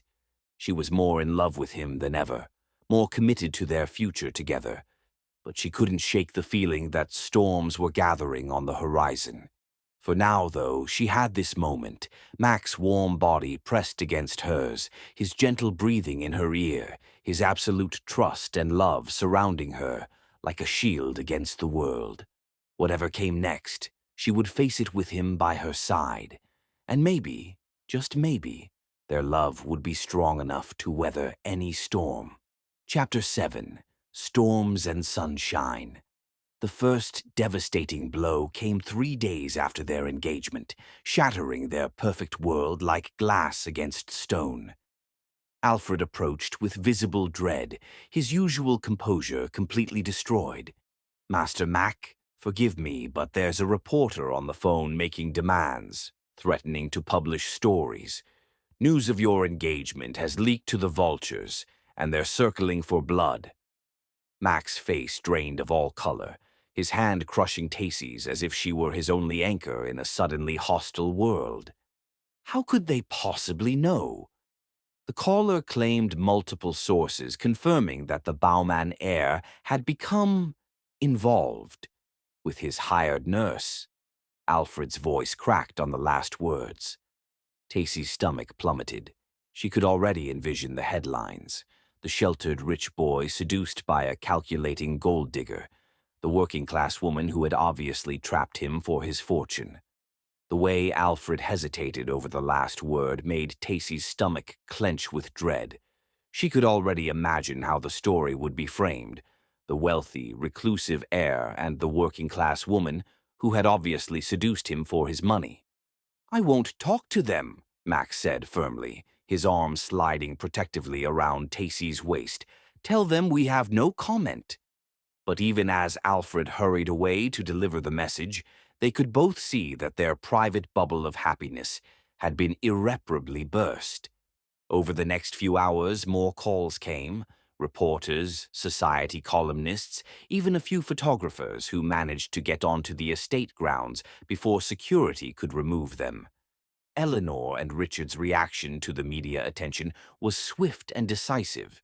They requested a family meeting that afternoon, their expressions grim as they gathered in Richard's study. "This situation is completely unacceptable," Eleanor began without preamble. "The family name is being dragged through the mud, Mac. The stories are already painting Tacy as a gold digger who seduced our vulnerable son."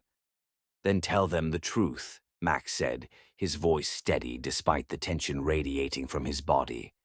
"Tell them that I'm the luckiest man alive because the most wonderful woman in the world agreed to marry me." "The truth is irrelevant," Richard said coldly. "What matters is perception. And right now the perception is that you've been manipulated by a fortune hunter." Tacy felt each word like a physical blow, even though she knew there was some twisted accuracy to the accusation. She was here under false pretenses, was being paid by Mac's parents, even if her feelings had become genuine. "Don't you dare speak about Tacy that way," Max said, his voice taking on a dangerous edge that Tacy had never heard before. "She's going to be my wife, and I won't tolerate anyone insulting her." "Mac, sweetheart," Eleanor said, switching to a gentler tone, "we're not trying to insult anyone. We're trying to protect you, both of you. This kind of media attention could destroy Miss Cude's reputation as well as yours." "What are you suggesting?" Mac asked warily. Richard and Eleanor exchanged glances before Richard pulled out a thick envelope from his desk drawer. "We think it would be best if Miss Cude took some time away from the estate. Let the media attention die down. Here's a check that should more than compensate her for the inconvenience." The sight of the check, clearly for a substantial amount, made Tacy feel physically ill. This was exactly what she had feared, the moment when Mac would realize that their entire relationship was built on financial transaction. But Mac's reaction was explosive. "How dare you?" he said, his voice shaking with rage as he stood abruptly. "How dare you try to buy her off like she's some kind of—" He couldn't even finish the sentence, his hands clenched into fists at his sides. "Mac, we're only thinking of what's best." "What's best for me is Tacy," Mac interrupted. "What's best for me is the woman I love, who loves me in return. If you can't accept that, then maybe it's time I moved out of this house and started my own life." The threat clearly shocked his parents. Mac had never stood up to them so forcefully, had never threatened to leave the protection of the family estate. "You're being irrational," Eleanor said desperately. "You barely know this woman." "I know everything I need to know," Mac said firmly. "I know she's kind, intelligent, caring, and beautiful. I know she makes me laugh and makes me feel brave and makes me want to be a better man. I know I love her more than life itself, and that's all that matters." Richard tried a different approach. "Think about the practical aspects, Mac. You've never lived in the real world, never had to deal with the pressures and complications of life outside this estate. Are you really prepared to give up everything you've known for someone you've known for a week?" "I'm prepared to give up anything for Tacy," Max said without hesitation. "My inheritance, this house, the family name, none of it means anything without her." Tacy's heart broke at the fierce devotion in his voice, at the way he was willing to sacrifice everything for their love. But she also saw the pain in Eleanor and Richard's eyes, the genuine fear that they were losing their son. Mac, she said softly, speaking for the first time since the conversation began, maybe your parents have a point. Maybe we should take some time to think about this. Mac turned to her with such shock and betrayal in his eyes that she immediately regretted the words. You want to leave me? He asked, his voice barely above a whisper. No, she said quickly, reaching for his hands. Never. But maybe some space would help us figure out how to handle all this pressure. There's nothing to figure out, Max said desperately. I love you, you love me. Everything else is just noise. But even as he spoke, Tacy could see the doubt creeping into his eyes, the old insecurities reasserting themselves. His parents' words had planted seeds of uncertainty, and she knew that was exactly what they had intended. The meeting ended with no resolution, tensions high and emotions raw. That evening, Mac was quieter than usual, clearly struggling with the weight of the day's revelations. They sat in his private sitting room, Tacy curled against his side as he stared into the fire. They're right about one thing, he said finally. I don't know anything about the real world. I've been sheltered and protected my entire life. What if I can't give you the life you deserve? What if I'm too weak, too inexperienced to be a good husband? Mac, look at me, Tacy said, turning in his arms to face him. You are the strongest, bravest man I know. You stood up to your parents today. You defended our love. You were willing to give up everything for me. How is that weak? But they're right about the media attention, about the complications. I never thought about how being with me might hurt you, might damage your reputation. I don't care about any of that, Tacy said fiercely. The only reputation that matters to me is yours, and you are the most honorable man I've ever known. Mac's response was to kiss her with desperate passion, as if he could somehow convince himself of her love through the intensity of their physical connection. They made love that night with a fierce urgency, both of them trying to push away the doubts and fears that had been planted in their minds. The next few days brought more challenges. Someone had leaked more details about their relationship to the press, including embarrassingly accurate information about Mac's social anxiety and reclusive lifestyle. The stories painted him as a victim and Tacy as a predator, despite having no basis in fact. Mac's reaction to the coverage was to become even more protective of Tacy, even more determined to shield her from the harsh glare of public scrutiny. He refused to let her leave the estate alone, insisted on accompanying her everywhere, his obvious devotion and protectiveness touching her heart, even as it broke it. I won't let them hurt you, he promised fiercely as they walked through the gardens, his arm tight around her waist. I'll hire security lawyers, whatever it takes to keep you safe. But the pressure was taking its toll on both of them. The breaking point came when a particularly vicious article appeared, questioning Tacy's motivations and suggesting that Mac was being taken advantage of by an unscrupulous gold digger. The story included quotes from unnamed sources close to the family, making it clear that someone with inside knowledge was feeding information to the press.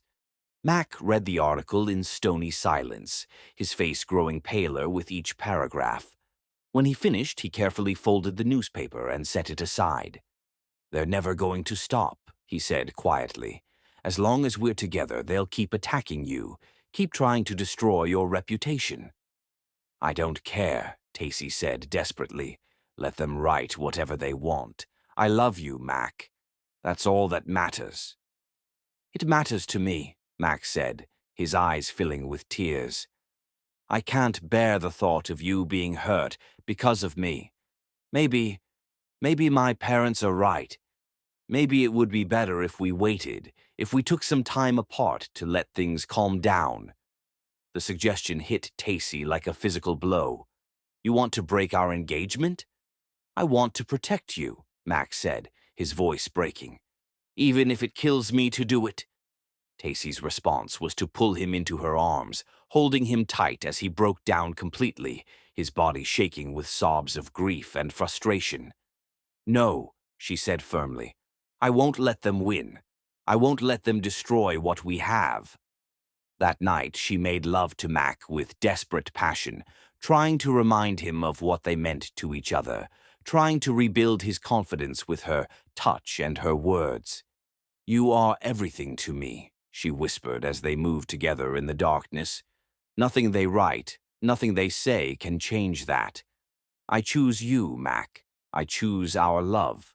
Always." When he finally fell asleep in her arms, exhausted by emotion and passion, Tacy lay awake making plans. She couldn't let the outside world destroy Mac's newfound confidence, couldn't let his parents' fears and society's prejudices rob him of the happiness he deserved.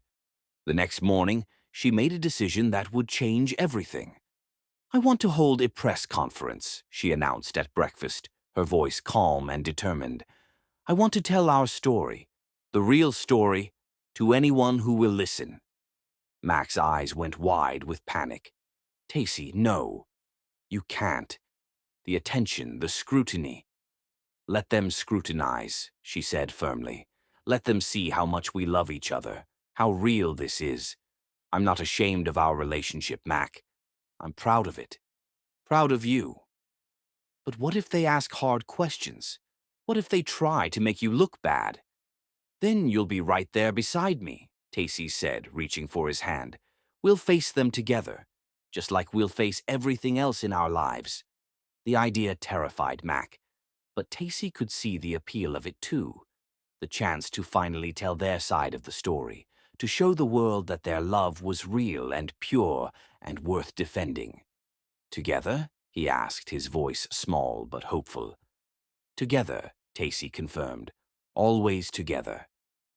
As they planned their strategy, Mac's confidence began to return.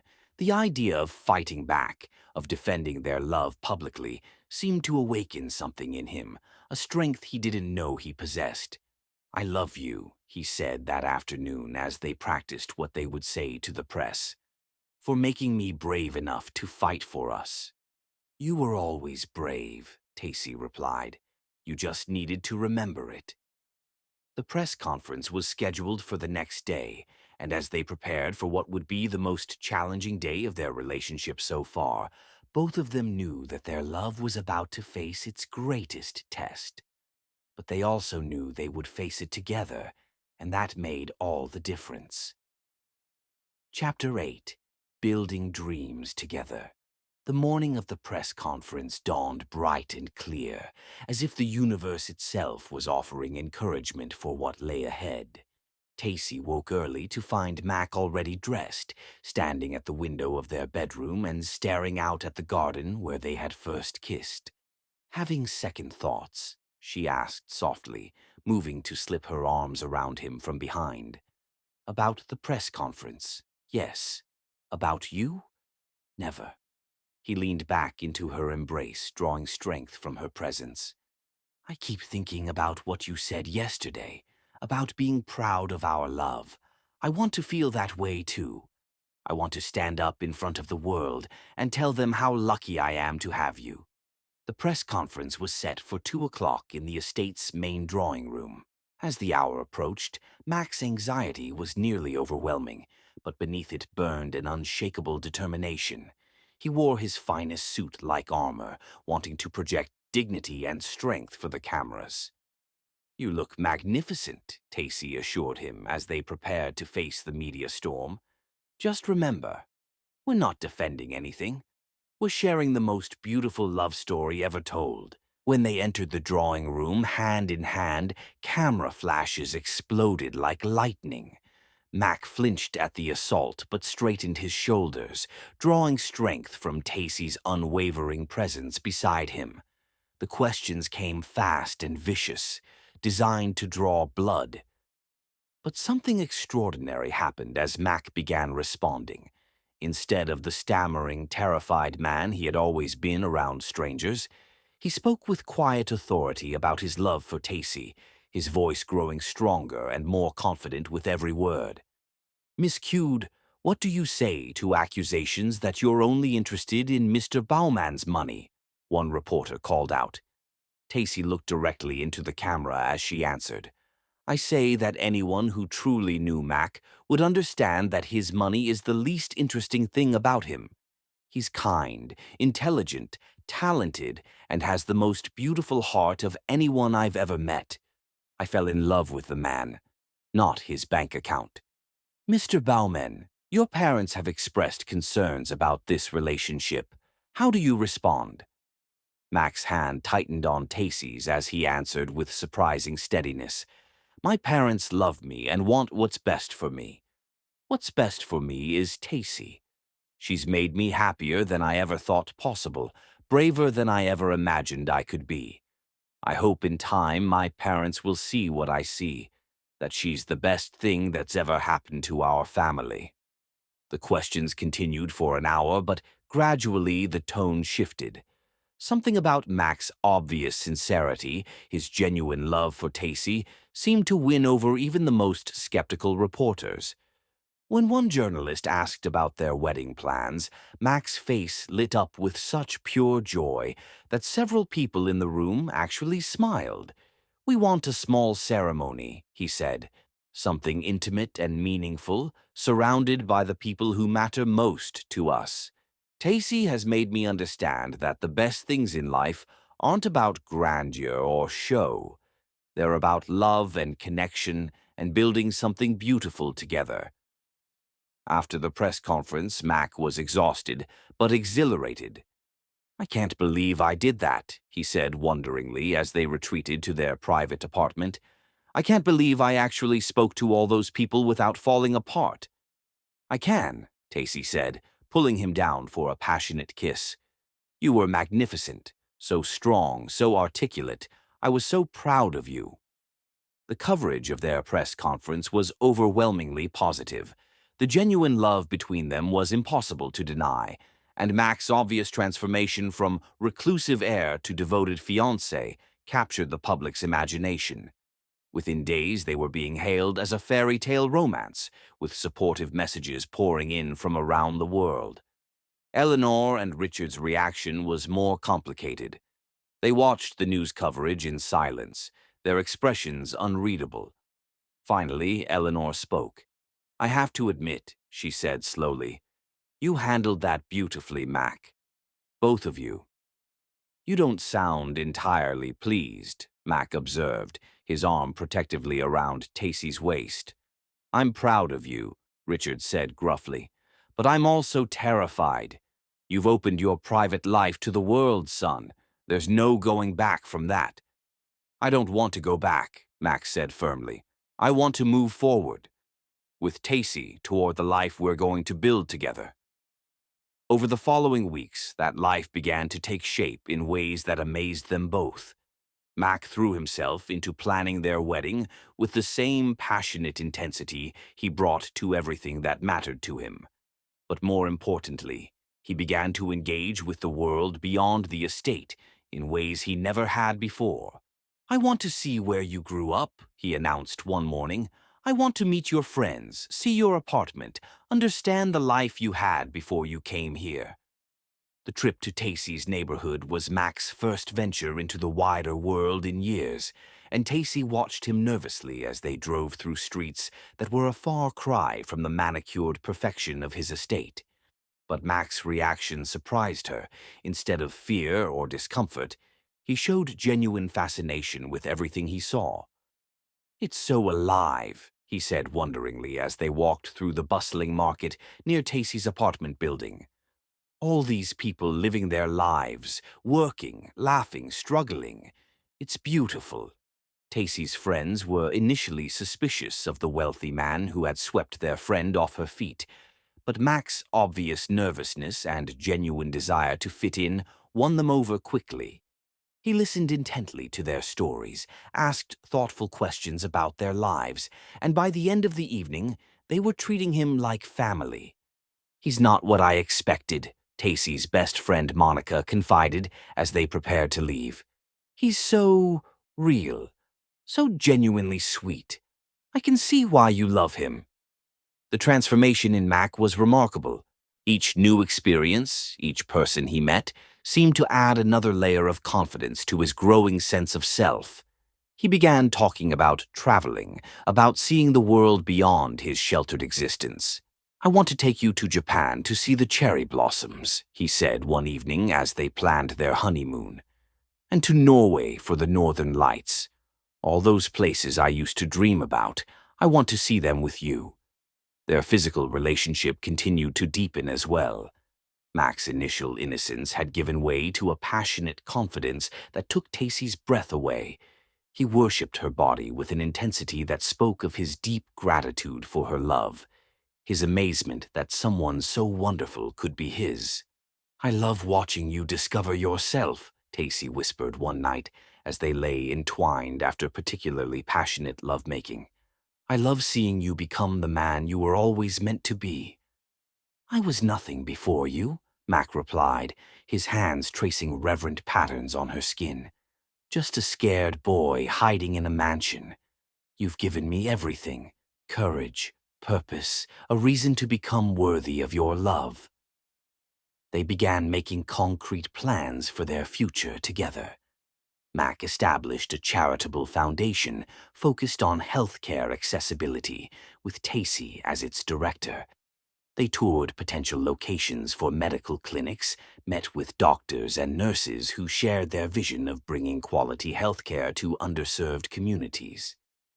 "This is what I want to do with my life," Max said as they visited a free clinic in the city. "Not just manage money that I inherited, but use it to make a real difference. With you beside me, I feel like we could change the world." Their wedding planning became a joyful, collaborative effort. Mac insisted on including elements that honored Tacy's background and beliefs, while Tacy made sure that the ceremony reflected Mac's love of astronomy and music. They designed their own vows, spent hours crafting words that would capture the depth of their commitment to each other. "I want to promise you more than just love," Mac said as they worked on their vows. "I want to promise you adventure, growth, a partnership that will make us both better people." The night before their wedding, as they lay in bed together for what would be their last night as an unmarried couple, Mac turned to Tacy with tears in his eyes. "I need to tell you something," he said softly. "Something I've never told anyone." Tacy's heart clenched with sudden fear. "What is it?" "I used to think about dying," Mac confessed, his voice barely above a whisper. "Not suicide exactly, but I used to wonder what the point was of living if I was going to spend my whole life alone, afraid, cut off from everything that makes life worth living." "Mac," Tacy breathed, her heart breaking for the pain he had carried for so long. "But then you came," he continued, his eyes shining with tears and love. "And suddenly I understood what I was living for. You saved me, Tacy. Not just from loneliness, but from myself. You gave me a reason to be brave, to grow, to become the man I never thought I could be." Tacy's response was to kiss him with all the love and gratitude and fierce protectiveness she felt. They made love that night with desperate tenderness, both of them overwhelmed by the magnitude of what they had found together. "Tomorrow you'll be my wife," Mac whispered as they held each other in the darkness. "Tomorrow we start our real life together." "We already started it," Tacy replied, "the moment you looked at me in that library and decided to trust me with your heart." As dawn broke on their wedding day, both of them woke with a sense of completion, of a journey that had brought them to exactly where they were meant to be. Mac was no longer the frightened, isolated man who had hidden from the world in his mansion. Tacy was no longer the lonely nurse who had accepted a job caring for a stranger. They were two souls who had found their perfect match, their missing piece, their reason for being. And in a few hours they would promise to love each other forever, a promise they had already been keeping since the day they met. The transformation was complete. Love had not only awakened them to each other, but to themselves, to their potential, to the beautiful life they could build together. And this was only the beginning. Chapter 9. Forever Promises. 8 months had passed since their engagement, 8 months of careful preparation, gradual exposure therapy for Mac's social anxiety, and countless small victories in his journey toward confidence. Their wedding had been postponed twice, not from doubt, but from Mac's need to feel truly ready to stand before a crowd, even a small one. The morning of their wedding dawned with perfect golden light. Tacy woke alone in her room. Mac had insisted on the traditional separation, wanting their first sight of each other to be the moment she walked toward their future together. She found a note slipped under her door, written in Mac's careful handwriting. "Today I marry my best friend, my greatest love, my whole world. I can't wait to see you walk toward our future together. Forever yours, Mac." Attached was a single white rose from their garden, still damp with morning dew. Tacy pressed it to her heart, already emotional before the day had truly begun. Monica arrived early to help her prepare, bringing stylists that Mac had secretly arranged. "He wanted you to feel like a princess," Monica explained, "but he also said to tell you that to him, you're already more beautiful than any princess could ever be." The wedding dress Mac had chosen was a masterpiece of simplicity and elegance. Flowing silk that moved like water, delicate lace that caught the light, and a veil that had belonged to his grandmother. When Tacy looked in the mirror, she gasped at her own reflection. "You look like you stepped out of a fairy tale," Monica whispered, tears in her eyes. Meanwhile, across the estate, Mac was having his own moment of overwhelming emotion. Alfred was helping him with his cufflinks when he caught sight of himself in the mirror. No longer the frightened, uncertain man he had been, but someone confident and radiant with happiness. "You look like your father did on his wedding day," Alfred said softly. "Nervous, but so full of joy you could light up the world." "I can't believe this is really happening," Max said, his voice thick with emotion. "I keep thinking I'm going to wake up and find out it was all a dream." "It's real, Master Mac, and you deserve every moment of happiness you're about to receive." The ceremony was being held in the estate's rose garden, transformed into a magical outdoor cathedral with flowers and lights and flowing white fabric. The guest list was small but meaningful: family, close friends, and colleagues from the medical community.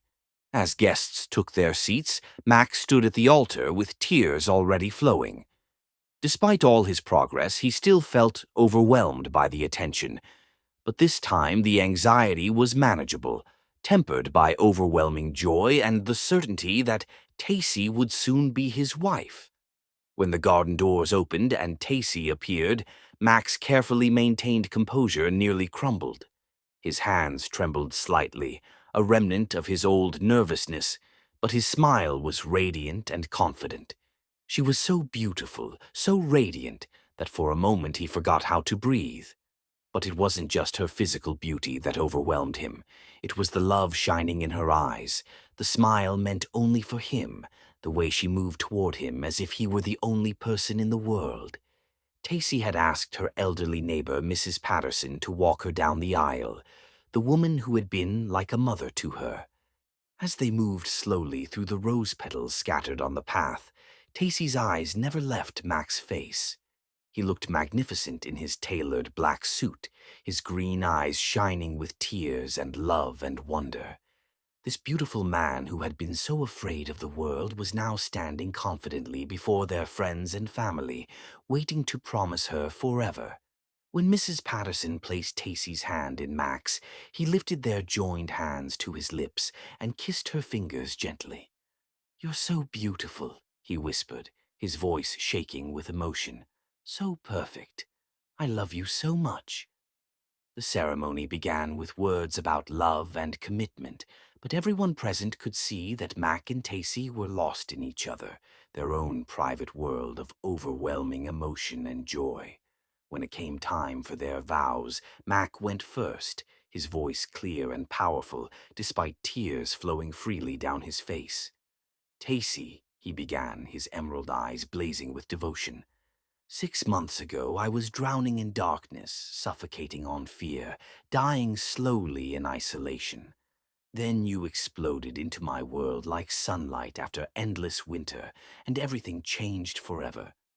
You didn't just love me. You resurrected me. You didn't just see past my terror. You gave me the courage to conquer it. You didn't just believe in who I could become. You loved me into becoming that man. His voice broke with overwhelming emotion before rising stronger than ever. I promise to love you with every breath I draw, every heartbeat I possess. I promise to grow beside you, adventure with you, build impossible dreams with you. I promise to be worthy of the miracle of your love every single day until my last. You are my salvation, my purpose, my everything. Today, tomorrow, and for all eternity. The garden fell silent except for the sound of tears falling. Tacy was sobbing so hard she could barely stand, but when her turn came, her voice rang clear as crystal.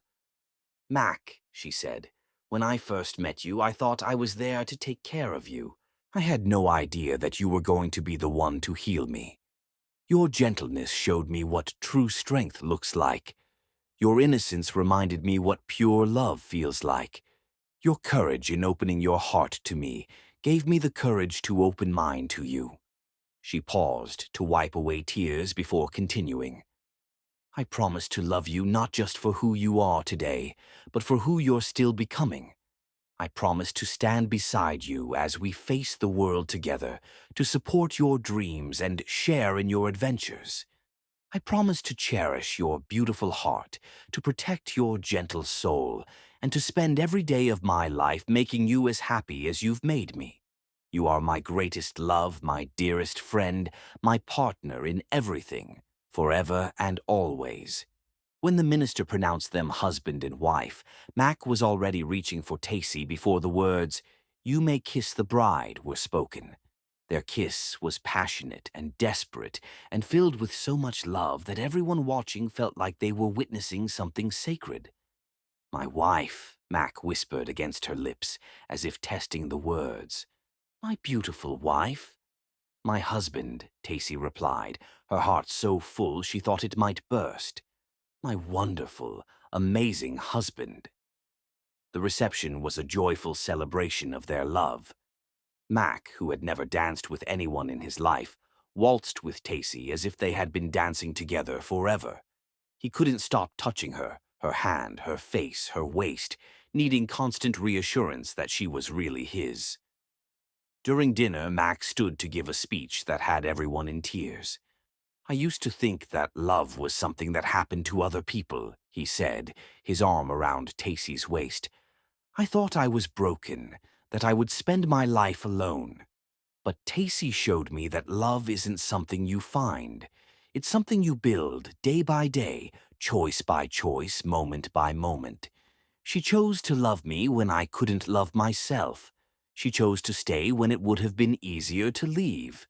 She chose to see the man I could become instead of the boy I was."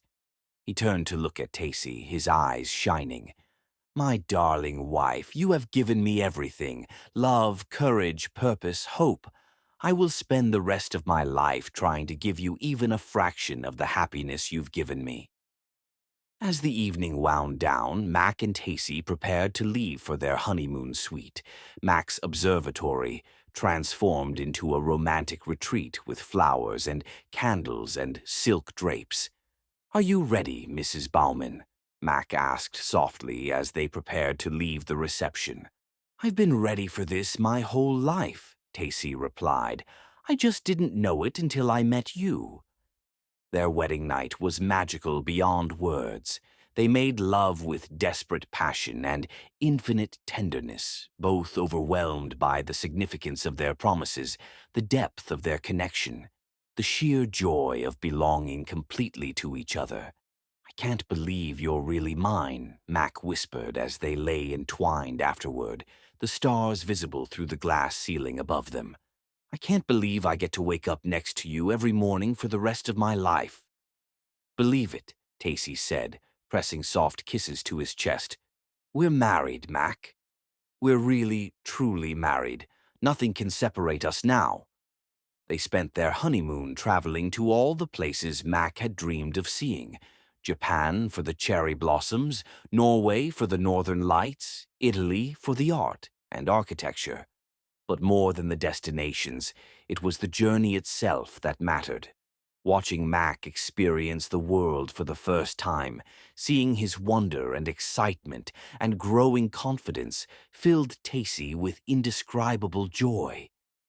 I never understood what I was missing, Mac said one evening as they walked through the streets of Rome, his arm around her waist. I thought staying safe meant staying hidden. But real safety is this: being with someone who loves you enough to help you be brave. 3 weeks later, they returned home to begin their married life in earnest. Mac had purchased a beautiful house not far from the estate, close enough to visit his parents regularly, but far enough to have their own space, their own life. Their days fell into a rhythm of work and love and simple domestic happiness. They ran their foundation together, Mac's business acumen combined with Tacey's medical knowledge, creating something powerful and meaningful. They cooked dinner together, read books aloud to each other, made love with the desperate passion of people who couldn't quite believe their good fortune. I want to have children with you, Max said one evening as they cuddled on their sofa. I want to give them all the love and freedom I never had. I want to watch you be a mother. How many children? Tacey asked, smiling at the wonder in his voice. As many as you want to give me, he replied without hesitation. A houseful. I want our home to be full of laughter and love and little feet running around. 2 months after their wedding, their wish began to come true. Tacey woke one morning feeling queasy, and when she realized what it might mean, her heart raced with excitement and terror. The pregnancy test was positive. When she told Mac, he stared at her in shock before sweeping her into his arms and spinning her around the kitchen, both of them laughing and crying at the same time. We're going to have a baby, he kept repeating, as if he couldn't quite believe it. We're going to be parents. Oh God, Tacey, what if I'm terrible at it? What if I don't know how to be a father? You'll be amazing, Tacey assured him, her hands on his face. You'll be the most loving, devoted father in the world. Our baby is so lucky to have you. Max spent the next several months treating Tacey like precious glass, monitoring her every breath, reading every book about pregnancy and childbirth he could find. His excitement and nervousness were endearing, his constant attention and care making Tacey fall even more in love with him. As Tacey's due date approached, Mac became increasingly anxious, but also more excited than she had ever seen him. He had transformed the nursery into a wonderland of soft colors and gentle music, with a mobile of stars and planets hanging over the crib. Everything is ready, he said one evening as they stood in the completed nursery. Now we just wait for our miracle to arrive. Neither of them could have imagined the drama that awaited them in the delivery room, the moment when their perfect happiness would be threatened by circumstances beyond their control. But for now, they were simply two people deeply in love, preparing to welcome their first child into a world made beautiful by their devotion to each other. The fairy tale was about to face its greatest test. Chapter 10. Life and Death. 18 months after their wedding, their dream of parenthood was about to become reality. The pregnancy had been planned and celebrated, with Mac attending every doctor's appointment, reading every book about fatherhood, and transforming their spare room into a perfect nursery. The first contractions began at 3 in the morning, gentle waves that woke Tacey from peaceful sleep. Mac, she whispered softly, touching his shoulder. Sweetheart, wake up. I think it's time. Mac's eyes flew open immediately, his face cycling through confusion, realization, and then pure panic. Time? You mean now? The baby is coming now? He sat up so quickly he nearly fell out of bed, scrambling for his clothes. Yes, now, Tacey said with a gentle laugh, despite the tightening sensation in her abdomen. But calmly, my love. We have time. Mac was already in full protective mode, gathering their hospital bag, his hands shaking as he helped Tacy into her coat, his green eyes wide with excitement and terror. "Are you in pain? How bad is it? Should I call an ambulance?" he asked frantically. "Mac." Tacy took his face in her hands. "Breathe. Everything is going to be fine. We're going to meet our baby today." The drive to the hospital was surreal, Mac gripping the steering wheel while trying to hit every green light. He kept glancing over at Tacy, timing her contractions with obsessive precision. At the hospital, Mac transformed into a whirlwind of nervous energy. He hovered over Tacy, questioned every procedure, double-checked every medication. His obvious devotion and barely contained panic made the medical staff smile. "First baby?" asked Dr. Chen, their obstetrician. "Yes," Mac answered immediately. "Everything's normal, right? The baby's okay? Tacy's okay?" "Everything looks perfect, Doctor," Chen assured him. "Try to relax, Dad. Your job now is just to support Mom." The early hours of labor progressed normally, with Mac never leaving Tacy's side. He held her hand through each contraction, whispered words of encouragement, brushed her hair back with infinite tenderness.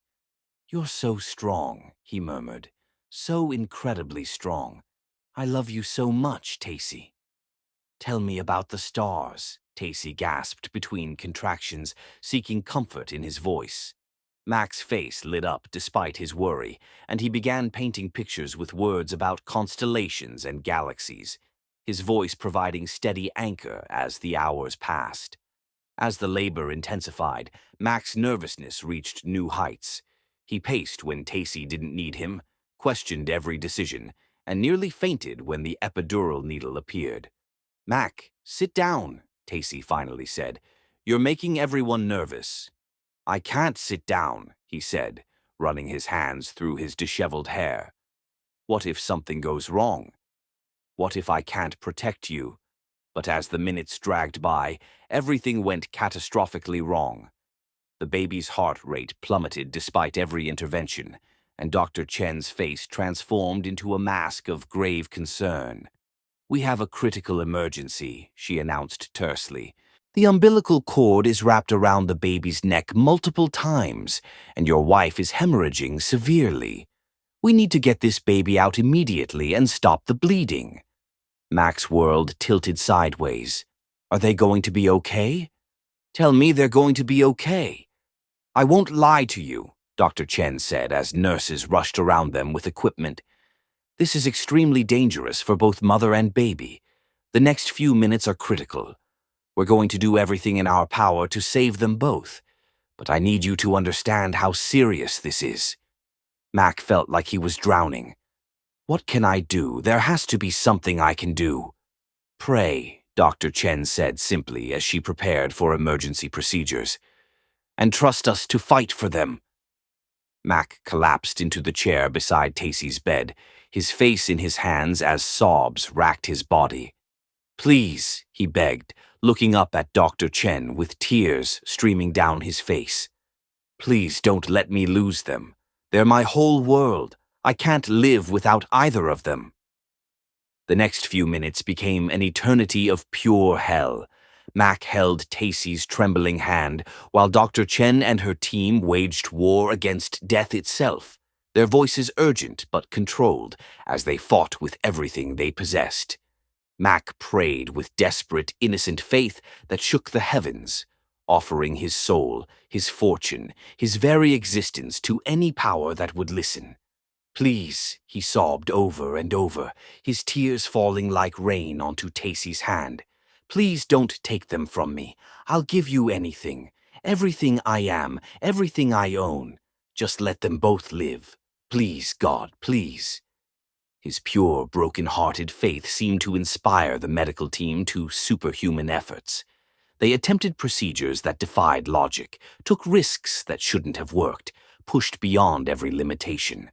And then, impossible and miraculous, the baby's heart rate surged back to life. "I've got it," Dr. Chen shouted triumphantly. The cord is free. Heart rate is stabilizing. We're back. The delivery that followed was swift and fierce. With one final, tremendous push from Tacy and one last desperate prayer from Mac, their son James burst into the world with a cry so strong and healthy it sounded like angels singing. "He's absolutely perfect," Dr. Chen announced, holding up their squirming, crying miracle. 10 fingers, 10 toes, powerful lungs, and completely healthy. Max stared at his son in complete wonder, tears of joy replacing the tears of terror. "He's alive," he whispered in amazement. "They're both alive. It's a miracle." But even as he reached for his baby, Max's attention focused on Tacy, who had gone very still and pale on the delivery table. "Tacy," he said, his voice tight with renewed fear. "Tacy, talk to me." Dr. Chen was working quickly, her hands pressing against Tacy's abdomen as nurses rushed to bring additional equipment. "She's hemorrhaging," she said tersely. "We need to get this bleeding stopped now." Mac felt his world threatening to crumble again. Even with their son safe in his arms, the thought of losing Tacy was unbearable.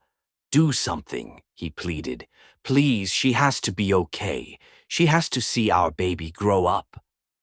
The next 20 minutes were agony. Mac held his newborn son, who had quieted to small, content sounds, while watching the medical team fight to save his wife's life. He whispered to the baby about his beautiful mommy, about how much she loved him already. "Your mommy is the strongest, most amazing woman in the world," he told James softly. "She's going to be okay. She has to be okay because I don't know how to raise you without her." Finally, blessedly, Dr. Chen stepped back with a sigh of relief. "We've got it under control," she announced. "The bleeding has stopped. She's going to be fine." Mac's legs nearly gave out with relief. "Are you sure? She's really going to be okay?" "She's exhausted and she'll need time to recover, but yes, she's going to be completely fine. You can relax now, Dad. Your family is safe." As Tacy began to wake up from the haze of exhaustion and medication, the first thing she saw was Mac's face, streaked with tears but radiant with joy, holding their perfect baby son. "Is he okay?" she whispered weakly. "Our baby. Is he healthy?" "He's perfect," Max said, his voice thick with emotion as he carefully placed James in her arms. "Just like his mommy. You did it, Tacy. You brought our son into the world, and you're both going to be fine." Tacy looked down at their baby's perfect little face and felt her heart expand beyond anything she had thought possible. James had Mac's green eyes and her dark hair, and when he looked up at her, she could swear he was smiling. "Hello, my beautiful boy," she whispered, touching his tiny hand with one finger. "I'm your mommy, and this is your daddy, and we love you more than all the stars in the sky." Mac sat on the edge of the bed, his arms around both his wife and son, and for the first time since the nightmare had begun, he allowed himself to truly believe that they were all safe. "I thought I was going to lose you both," he admitted, his voice breaking with remembered terror. "When the doctor said how dangerous it was, I couldn't breathe. I couldn't think. You two are my entire life." "But we're here," Tacy said softly, leaning against his shoulder. "We're all here, and we're all safe. Our family is complete." As they sat together in the quiet hospital room, Mac holding his wife and son in the circle of his protective arms, he marveled at the impossible journey that had brought them here. A year ago, he had been a terrified, broken man hiding from life itself. Now he was a husband and father, surrounded by more love than he had ever dared imagine possible. "Thank you," he whispered to Tacy, his voice thick with overwhelming gratitude. "For saving me, for loving me, for giving me this incredible life. For our perfect son." "Thank you," she replied, her eyes shining with tears of pure joy, "for showing me what true love looks like. for being the most wonderful husband and the father our son will ever need." Little James stirred in his mother's arms, making soft sounds that made both parents smile through their tears of joy. "Welcome to the world, James Bauman," Max said softly, touching his son's tiny cheek with infinite tenderness. "You are so loved, so wanted, so precious. Your mommy and daddy will spend our lives making sure you know how special you are, how much you mean to us." As dawn painted the hospital room in golden light, the three of them rested together, Mac's innocent heart finally complete, surrounded by the family he had never dared dream he could have. The shy, frightened man who had fallen in love with his nurse had become a devoted husband and father, his love having conquered fear, death, and every obstacle in their path. Their love story was complete, but their beautiful life together was just beginning.